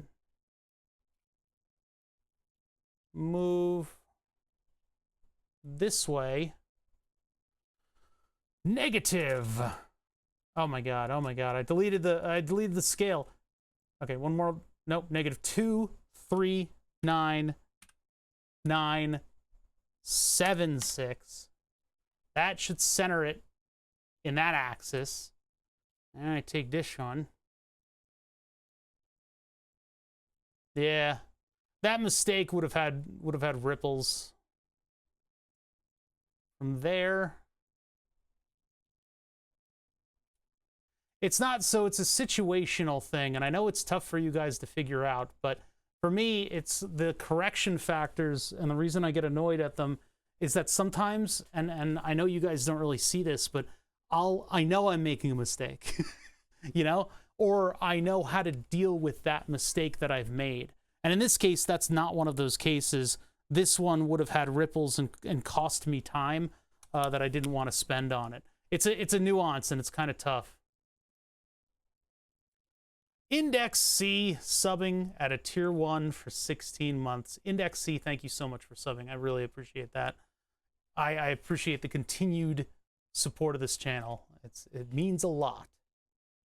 Negative 244,304. 244,304. 244,304. 244,30 puppy. Shit! 244,304. 244,304. Bop. 244,304. Move. This direction. Negative 244.304. We are now centered on the drawing. This beast of a drawing that's slowing down everything. So now we don't need to look at origin anymore because it's distracting. And now I'm going to save this, and it's going to be more of a minimal drawing.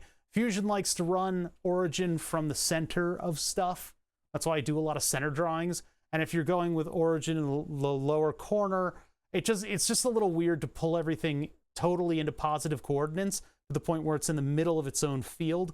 If you were going for positive coordinates, maybe your positive coordinates should be just off of this corner right here, but apparently they don't do it. Only make suggestions when you look desperate, but not yet to the point of existential dread. Yeah. Well, you know, sometimes the narrative, maybe that's what it is. Maybe that's what I'm not explaining to you guys. There's a narrative, and I like to follow narratives. I like to have plot in my streams. A lot of streamers don't realize that games have plots, and that's an insult to them, but it's funny. But anyway, that like streams also adhere to those rules where you should have a plot. You should have a beginning, middle, and an end. A lot of the times we'll run out of stuff to do and I'll end stream early, and I hate it when that happens. We run into like a problem, because I like to have, here is what we want to do, here's what we're doing for it, we're done, right? So I gotta stand up. I'm gonna get a blood clot that goes to my brain. Ugh. Chat, if you've been sitting for the whole time that I have, your butts should hurt as much as mine does. That's not just what I was getting up to last night. No, we're not gonna make that joke. Anyway, so yeah, if you guys have been sitting for like an extended amount of time, just like move your legs a little bit, man. Do your body a favor. Stand up a little bit.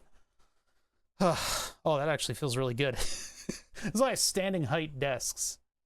All right, so let's save this, and let's update that in the other drawing. And now it's not going to be irritatingly discombobulated when we pull it into the drawing. So now, warning, thingy has updated. So let's update. I'm going to cough. Oh, that's weird, a little piece of dust. God, I have so much just bullshit from the storage area that's kind of built up in here, in this shop right now. And it's getting on my nerves. I need to, like, I would have done a cleanup stream with you guys, and I know that would probably be fun, but then I'm playing into the meme of having, why is that still all the way over there? All right, so let's get this out of the drawing and pull it back in. I bought a new IKEA chair the other day, one I've had for 15 years, man. I hate to be such a Ponce de Leon, but if you're buying a chair and you're doing a lot of work from home, look at office chairs, like real office chairs, not like Staples $3. Wait, you guys don't have Staples out there. I don't know what the quality of IKEA chairs is. I mean, you said you had one for 15 years. There's like two different like classes of office chairs are weird, because you'll buy one for like $20 and it'll last 17 years with like duct tape on the arm holds, but it'll just last that long. Or you'll buy one and it'll explode within the first week, or you'll spend, I mean, there's like this big gap, right? And I think the gamer chairs have sort of fit that gap in price, but it used to be that there were $20 office chairs that like were a piece of metal in your back, or you buy a $600 designer chair with like a fancy name attached to it. You know, it's Herman Miller. The office, the gamer chairs have kind of filled that space since then. And I don't know if that's a good thing. Why is my timeline there? That's weird. Oh, there it is. Okay, it fixed itself. It was visually presenting at a different place. But like, my $20 didn't make it a year. Yeah. And my $400 office chair that I've had since 2014 continually explodes. And all the parts of an office chair, by the way, are replaceable. All of them have generic parts. The design of an office chair is not that much different from another office chair, except in how it leans back and stuff like that. But from the piston to the legs to the wheels, you could replace all of that stuff. And I would suggest, you know, you can keep an expensive chair alive for a very long time. So what I did is I bought a chair that touted having a bunch of replacement parts. I don't know if it's all been positive, but having the proper support for your extremities is rather important with a chair. Okay, so this is going to be a difficult thing, isn't it? This is going to be a little challenging, chat. Get my electronics to approximately the same height, and so we're clipping into we're clipping into other hardware. We're going to have to layer things in order to fit them in here.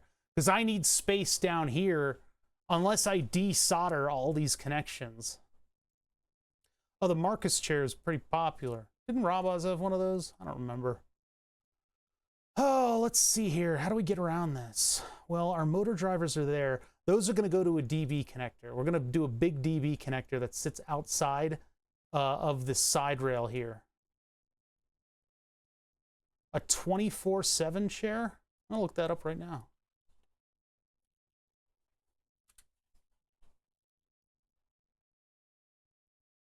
"24-hour office chairs, concept seating." See, the problem is a failed racing seat company, I would assume, oh my God, these are like big person chairs. I would assume failed racing seat companies moved in on the market and decided that it was more profitable to make racing style chairs for gamers. And then everybody has their stupid sponsorship of them, but they're not made for sitting and doing like desk stuff. Like gaming is desk stuff. They're not made for that. So they're going to fucking ruin you. They might support you properly to a degree, but like racing chairs have bolsters on them in order to keep you in the seat while pulling high G's to the right and to the left, or the front and the back. And they're designed to like be pissed on because you can't do a bathroom break during a race. So I don't understand why people have been conned so completely into buying racing chairs. Rated for 200 kilograms or 440 pounds. Dude, I don't need a fat guy chair. I bought fat guy chair wheels, and it's just fine right now. But yeah, $200 Canadian lower-end office chair. I bought a $400 Knoll Life chair. That's what I use on my desk, but it has exploded. It hasn't lasted as long as I've wanted it to. We did the position outside of the position command, didn't we? Let's not do that then. Let's go back in. We got to double-click on the position command, otherwise it doesn't figure out where you are. Need one of those $3,000 Baja 1000 seats. Oh, you need a jet pilot seat, one that's made out of aluminum, or an F1 seat where you're sitting in a bucket with a expanding foam cushion. That's how they make those seats. You sit on a trash bag of expanding foam. Well, at least for the lower rungs of the formula races. So I don't think the SKR Mini can sit in this position. It barely fits, first of all. That actually fits. It's just that I don't have the side entry for the high voltage stuff, the high current stuff down here. It's so weird. Got a racing seat in my car that's comfortable, but gamer chairs even fail at that. Yeah, because they weren't... This is all just speculation on my part, by the way.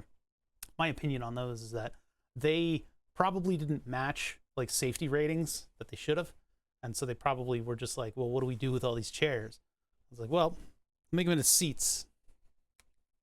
No, if I were to make my own seat, I would get an old Porsche seat that's been like pissed on and stuff, and put that on a chair. The old checker pattern Porsche seats. If I could find one at like a junkyard that's like covered in dog shit, I could do a little cleanup of it. So room for the SD card, check. Room for, well, actually, our laser is being controlled by TTL. So we need direct from the power supply going out, but then this would only have to provide TTL. What are the... Okay, what's the pinout on these things? Cute puppy. Look at your puppy. I just have this up. This is just up. I'm trying to hype myself up for getting a dog, because I got to change my sleep schedule to be like normal human sleep schedule. And I know all of you guys out there who are normal people are like pathetic, but I have to change my schedule for puppy. So I'm ruining it, but at the same time, I need to get excited. Text to laser. TTL is a voltage level. It's a 5 volts positive and negative signal.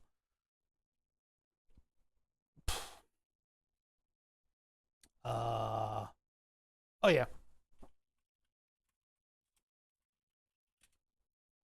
Pin out.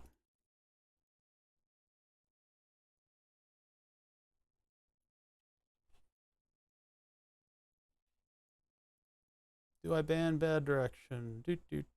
Doot. Oh my god. Okay, bad direction. I thought bad direction was going to do something in bad faith, but holy shit. Bye now. Bye now. Is this just a picture? Why'd you do that? I'm a normal person and changing your sleep schedule sucks. Every weekend I ruin it. Yeah, you got to watch out for that. How much are those? Put me on the map with a price tag. I kind of want it. I kind of want a chair like that. Heater hotbed V out. 12 to 24 volt ground and power. Oh, the Recaros. Oh god, it'll be so expensive. Look at that. That's the perfect chair for...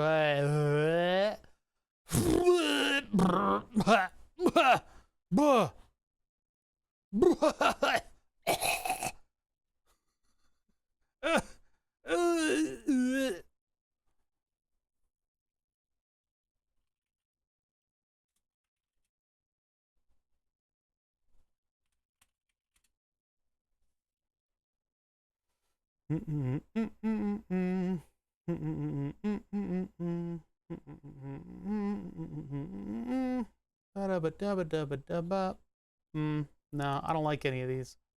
Every now and then, like a good one ends up here. Those Recaro seats in general are that expensive. They're not. That's not a big markup for what they can. Yeah, I could. My car was like half of that.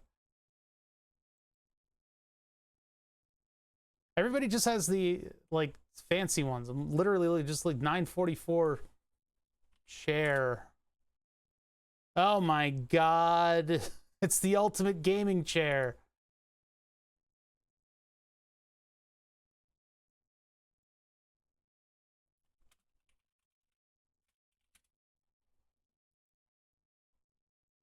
Yeah, previously when we looked, there were a couple cloth examples. I want it. There were a couple good examples of them, but not here. We could also do Recaro. Now that's an RGB chair. Yeah, exactly. Why does this thing want to give me no units of insulin? Because of a little bit of a lump in the $2,500 quality. Bomb. I might have mine. I'll check when I get home. Yeah, the seats that I had, I think I had the cloth ones.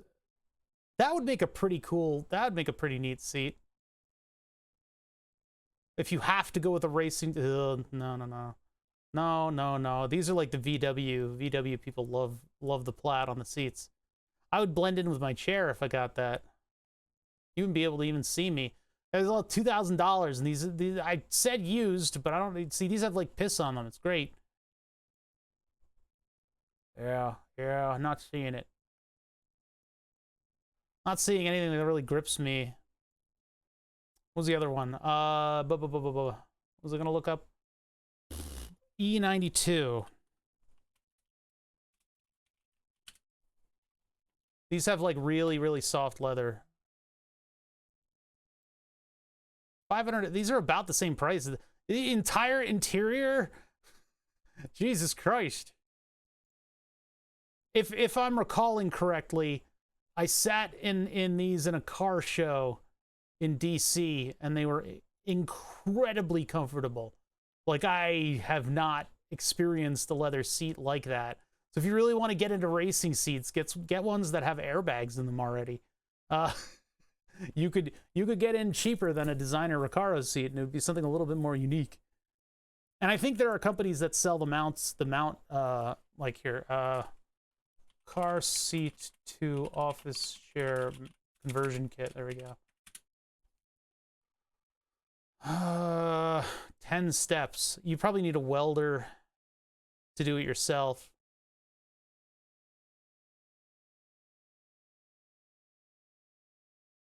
Oh, this is gonna ask for my fucking email. Wait for it. Wait for it.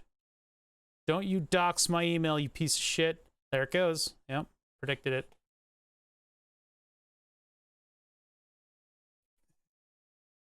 The worst thing about BMW trying to front a paid subscription to heated seats is the fact that we're going to hear the joke in perpetuity. It's just going to be that snide comment that people make forever.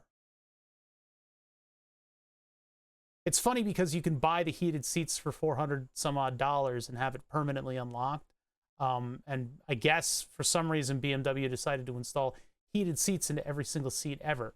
So while $400 for heated seats seems like it's kind of a bit of a steep thing, those kinds of costs are in new cars all the time.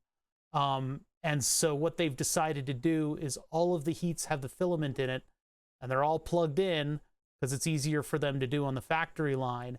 And then you choose whether or not you want it. But if you want it for like a month, if it's a particularly cold month, you can pay for the subscription. So it's not all that ridiculous. It is ridiculous. They should just have heated seats in BMWs. It's just, that's a no-brainer.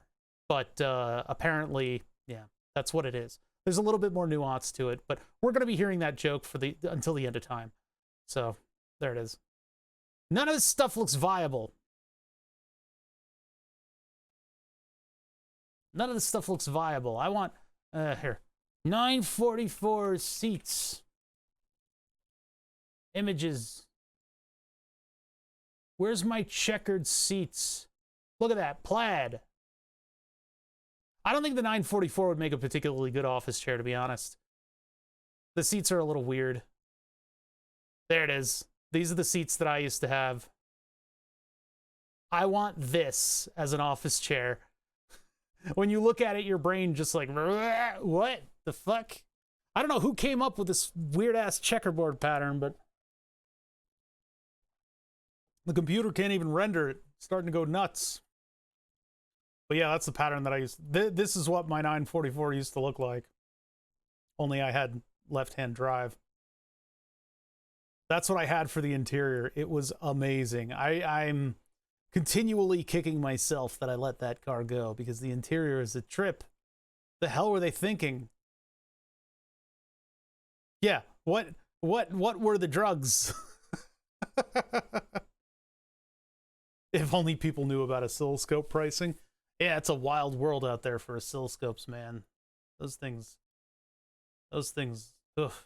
I've wanted to get an oscilloscope with an HDMI output so that when we're really vetting out a signal, we could actually get like a 60 FPS view of it.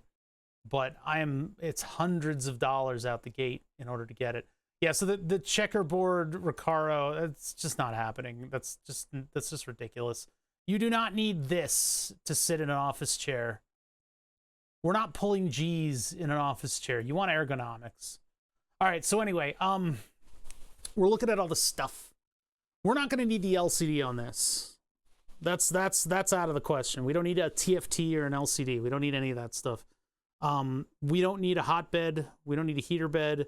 We don't need V out. V out might be useful. I mean, if that's going to output 12 volts, that might be useful. But we're not going to need to hook up to any of this stuff seriously. 12 24-volt input is, of course, coming from the power supply. So we'll need a little bit of room there. USB is our permanent hookup. I don't think there's a header for USB anywhere, which is kind of amazingly stupid. PT-det, servos, probe, E-stop, TFT, fan 1, X, Y, and Z stops. We're not going to use any of the N stops. We don't need a bed thermistor. We don't need an EO thermistor. EO heater, no. So we don't actually need the bottom of this board. We could hook up the fan, like the hot end fan, to the case fan, but I mean, most of that is completely unnecessary unless we put one of the thermistors as our internal temperature probe. Why is there like a RGB swatch in the upper right? What's going on there? Why is that there? What is that? I don't have the SKR Mini in front of me. So X and Y we're using 5-volt spread and ground? What the hell is that? 5-volt spread and ground sounds like electrical engineering school. 12-volt, 24 ground power, RGB.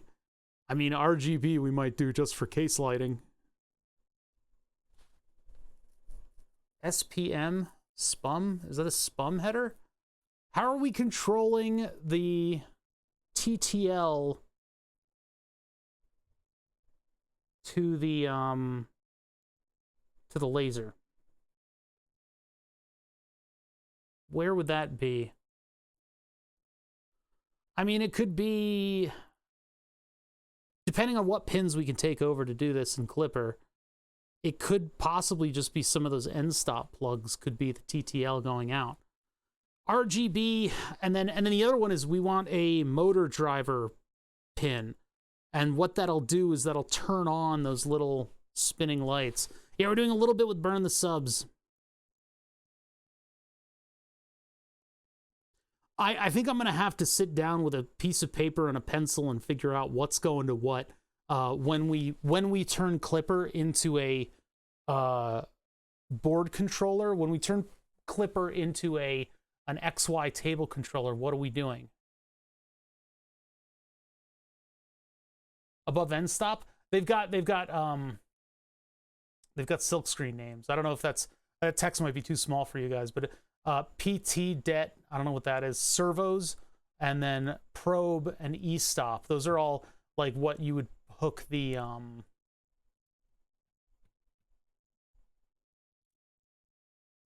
God, I forgot what it's called. A little touch probe. That's what you would hook that up to. Because with Clipper, we can take over these pins. We can take over any pin to do whatever we want, as long as the pin supports that, you know, input or output. We can mishmash it and mix it around. The V out, I'm kind of sad is on that face. I wish it was facing a different direction, because V out would be very useful for us to hook up with everything else. Then again, the laser is not using all that much current. So if we have, I don't know what 5 volt spread and ground is, but we could almost use that one. We need 12 volts for the laser though. So we're going to need, like, yeah, that 12 volt from V out, and then we're going to need something else that can have a PWM on it. Now I'm going to have to look into, before we even get into the design of this, unfortunately, I'm going to have to look into how Clipper can function to control this thing, right? We can't just yeet a bunch of G code over to it anymore. We're going to need to have, yeah, why did they cover that with like a little RGB, like a little TV thing? We're going to need the USB connection, but then our Python program is going to use some type of API that I don't know anything about yet in order to transmit whatever the expected motion of the board is. So we're going to be sending G code, and then Clipper's going to be translating it, and then it's going to be sending it into this USB. I'll need like an indicator that things are connected properly too. We're going to need like a panel of indicators on this thing, I think. Well, the LCD can also do that. Oh boy. Yeah, so that's what these will be repurposed in order to do. So we get 12 volts here, and we're going to use one of these. And then so that'll be a kind of a weird harness. 12 volt and ground right there. I think I can probably resolder. I hate to do that. See, the reason that I'm so reluctant to modify any of this is that it needs to be a system. It needs to work and be replaceable, because if Burn the Subs dies, that's a huge disaster, and I have to rapidly order a replacement or replace it if I already have a replacement. We had a Raspberry Pi die in the background of the previous board working. Yeah. Are you using ZM for laser distance at all? No. I mean, I have some distance sensors that are sensitive enough for that kind of thing. That might require me to add a servo to the laser itself, and I don't even know how that works. I have to look into the features of Clipper in order to figure it out. For the most part, I mean, right now, what we have planned is to have this thing at the bottom of the board, and then all of the input and output from this thing, aside from power, is going to be a dB. How many Bs are we going to need in our D? Because we're not going to have end stops anymore. So we've got 2 motors, that's 8 pins. Then we have the laser, that's 10 pins. The TTL signal, 11. The lights, 12. Additional RGB, let's say 13. 13 pins, that's all we need. So we could use a DB, what are the DB sizes? See if we can find a DB connector.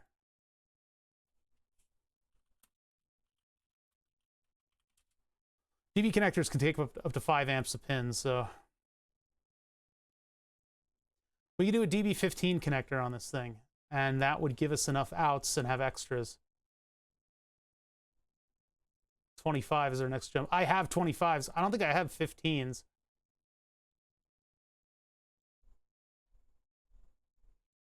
Oddly milled board, Fusion 360 rendered on the end of that box. The only texture that I could find that looked close enough to the box was a log, so that's why it has like growth lines and stuff. That's all I could find as a log, because that looks kind of close to what we have. Again, the presentation of everything is important to me. So we don't have to put the Raspberry Pi at the bottom. I mean, we could, but I think this will work. I'll have to figure out the alignment of everything, because I need enough room for like a whole ass USB cable sticking out of the side of this. We're not using Ethernet. This thing is doing Wi-Fi. Power comes in there. So if I reverse this, power would be at the wrong place. I want to keep this open too. There's not room for what is ostensibly going to be a giant flat cable coming out of this thing. That's for the external inputs like the start and the stop. So, and the LCD is going to be off of that. So do I need to reverse this entire thing? USB would be on the left, power in on the right, party on the left. I don't know. The first person I've met who uses rendering stuff in CAD. I don't render. This isn't rendered. This is just appearance appropriate so that I have a complicated drawing that gives me an inkling of an idea of what this is going to look like in the end. Electrical engineers have like zero fucking creativity. I hate it. They're not okay. Stereotypically, they're not creative people. Yeah. But they're not creative people, and they're just like, I just need to see that it fits. I need to see the presentation of the solids and what they look like and make it artistic. I have la passion. I have a standard to adhere to. It just kind of irritates me that people don't care what things look like. Because like this piece of software, the really cool thing about Fusion 360 is that this piece of software allows me to do stuff like that and kind of use the graphics card and use 3D graphics in a way that gives me an idea of what this thing is going to look like in the end in real life. I think that's really, really cool to be able to be like, oh, it looks like that. And then you go over to the real thing.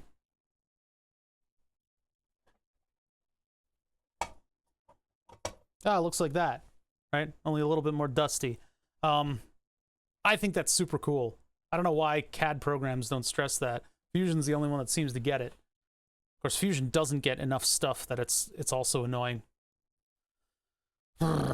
Okay. Yeah, I'm gonna need to do a little bit of research and learn how Clipper runs an XY table, because the assumptions that I would make right now can bite me in the ass. What's gonna happen is if I assume that I can use certain headers and pins to do certain... Why is that 2 parts?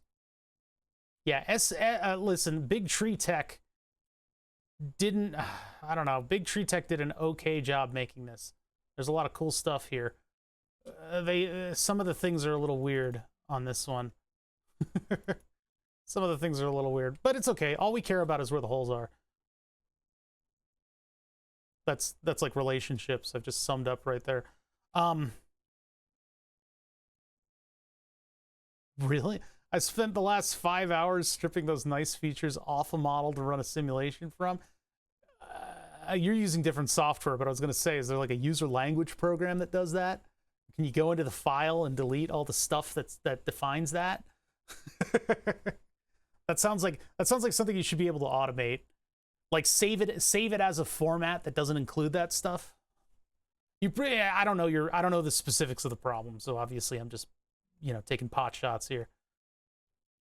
Phew. Man, fucking heartburn from not eating anything is ridiculous. It's not really heartburn. I'm just like burping and getting like weird hiccups. Okay, this is as far as I think we can take this today. I need to learn about how Clipper runs an XY table. That's something I need to do. What I was explaining before I got sidetracked, predictably, because I pay attention to chat, what I was explaining before is that if I make certain assumptions about what pinouts I can use on this thing, every time I do that, I get it wrong. Every single time I do that, I get it wrong. I get it completely and utterly wrong, and then it's just everybody laughs, and they just keep laughing, and I don't know why they just keep laughing at me, and I can't take it. I can't take it anymore. My poor little heart. So what I need to do is figure out what pins Clipper's going to use to do what with this laser. I'll have a generic plan and then maybe a specific plan, because I definitely want something to do with those RGBs. I think that would be kind of fun to have some kind of a functional display inside of this thing. But it all depends on what Clipper is up to. So I'll look into that. I'm not going to stream tomorrow. Here, hold on. Let me save this. Control S. Save it in the current sorry state that it is. If I run this timeline, by the way, since all the solids have moved around, it's going to be utter chaos. So I'm going to have to revisit all of the extrusion steps and correct them all. Fun. Fun, fun, fun. I am not going to be streaming tomorrow. We are wrapping up, by the way. I'm not going to be streaming tomorrow because I am going to be going to the butthole part of Pennsylvania. Actually, it's not that bad of a part of Pennsylvania. We're going to be meeting this little girl right here. We're going to meet the puppy. We're going to go say hi to this little corgi puppy. I don't know what her name is yet. We might be coming home with her. So, or a similar corgi. I'm not sure yet. All things are up in the air. There will definitely be pictures on the Discord, but I'm going to be busy tomorrow. The day after, I don't know. Saturday is probably not going to be happening because new puppy and none of us are going to get sleep. Oh my God, this is a big thing. Because it's been like at least 20 years, 23 years, 24 years, 25 years since we've had a dog. So, since I've had a dog. And so we are introducing this little muffin to the household, and we'll just see what happens. I will obviously continue streaming. I've missed a lot of days lately, and I felt bad about that. But we worked a little bit on Burn the Subs. We will get back to it. I'll bolster my knowledge in how Clipper works, because we need to know that before we continue. And we will get Burn the Subs along the way. We will get it done. But it's going to be chaos, and I'm probably going to go back to my sleep-deprived state. I'm going to continue not eating food. I'm going to be giving doggies walkies and scooping up poops. But it'll be worth it, because this is a cute little muffin right here. And hopefully she'll be calm enough that my roommates can handle her well, because it's not really necessarily my dog, partially. But anyway, I will talk to you guys later. I appreciate you guys coming out and hanging out with me during the stream. We didn't get a lot done, but we did get some stuff done, and we will continue on with it in the future. Now, in terms of people streaming, I'm out of monitor space. I don't have room to like look stuff up on the side. I gotta look at my own stream to see if anybody I feel like ratings doing stuff. Brett is doing a ton of D&D today. Robo's doing Sailwind. It's oh, let's game it out. Is streaming. Oh, No Man's Sky. Everybody, all these streamers are coping really hard with the fact that not a lot of games are really coming out right now. Once we get into the next month, or a little bit further into this month, I think a lot of cool stuff is going to be coming out, and all these people are going to be really busy. Paleontologizing is on, who I would suggest you guys check out, because he's kind of a cool paleontology stream. I haven't watched a lot of it, so I'm not going to raid. I'll have to check them out at some point. Cult of the Lamb. Cult of the Lamb is fun. There's not a lot of like deeper. Once you get into the gameplay loop, it's kind of the same. But anyway, this is tomorrow, so I won't be streaming. And then Saturday, I'm gonna say no to Saturday. If I do stream Saturday, it'll be a surprise. I want to do Fashion Police, but I'm not going to make any promises because look at this face. Could you close the door on this face? Could you do that? Would you realistically be able to do that? You monsters.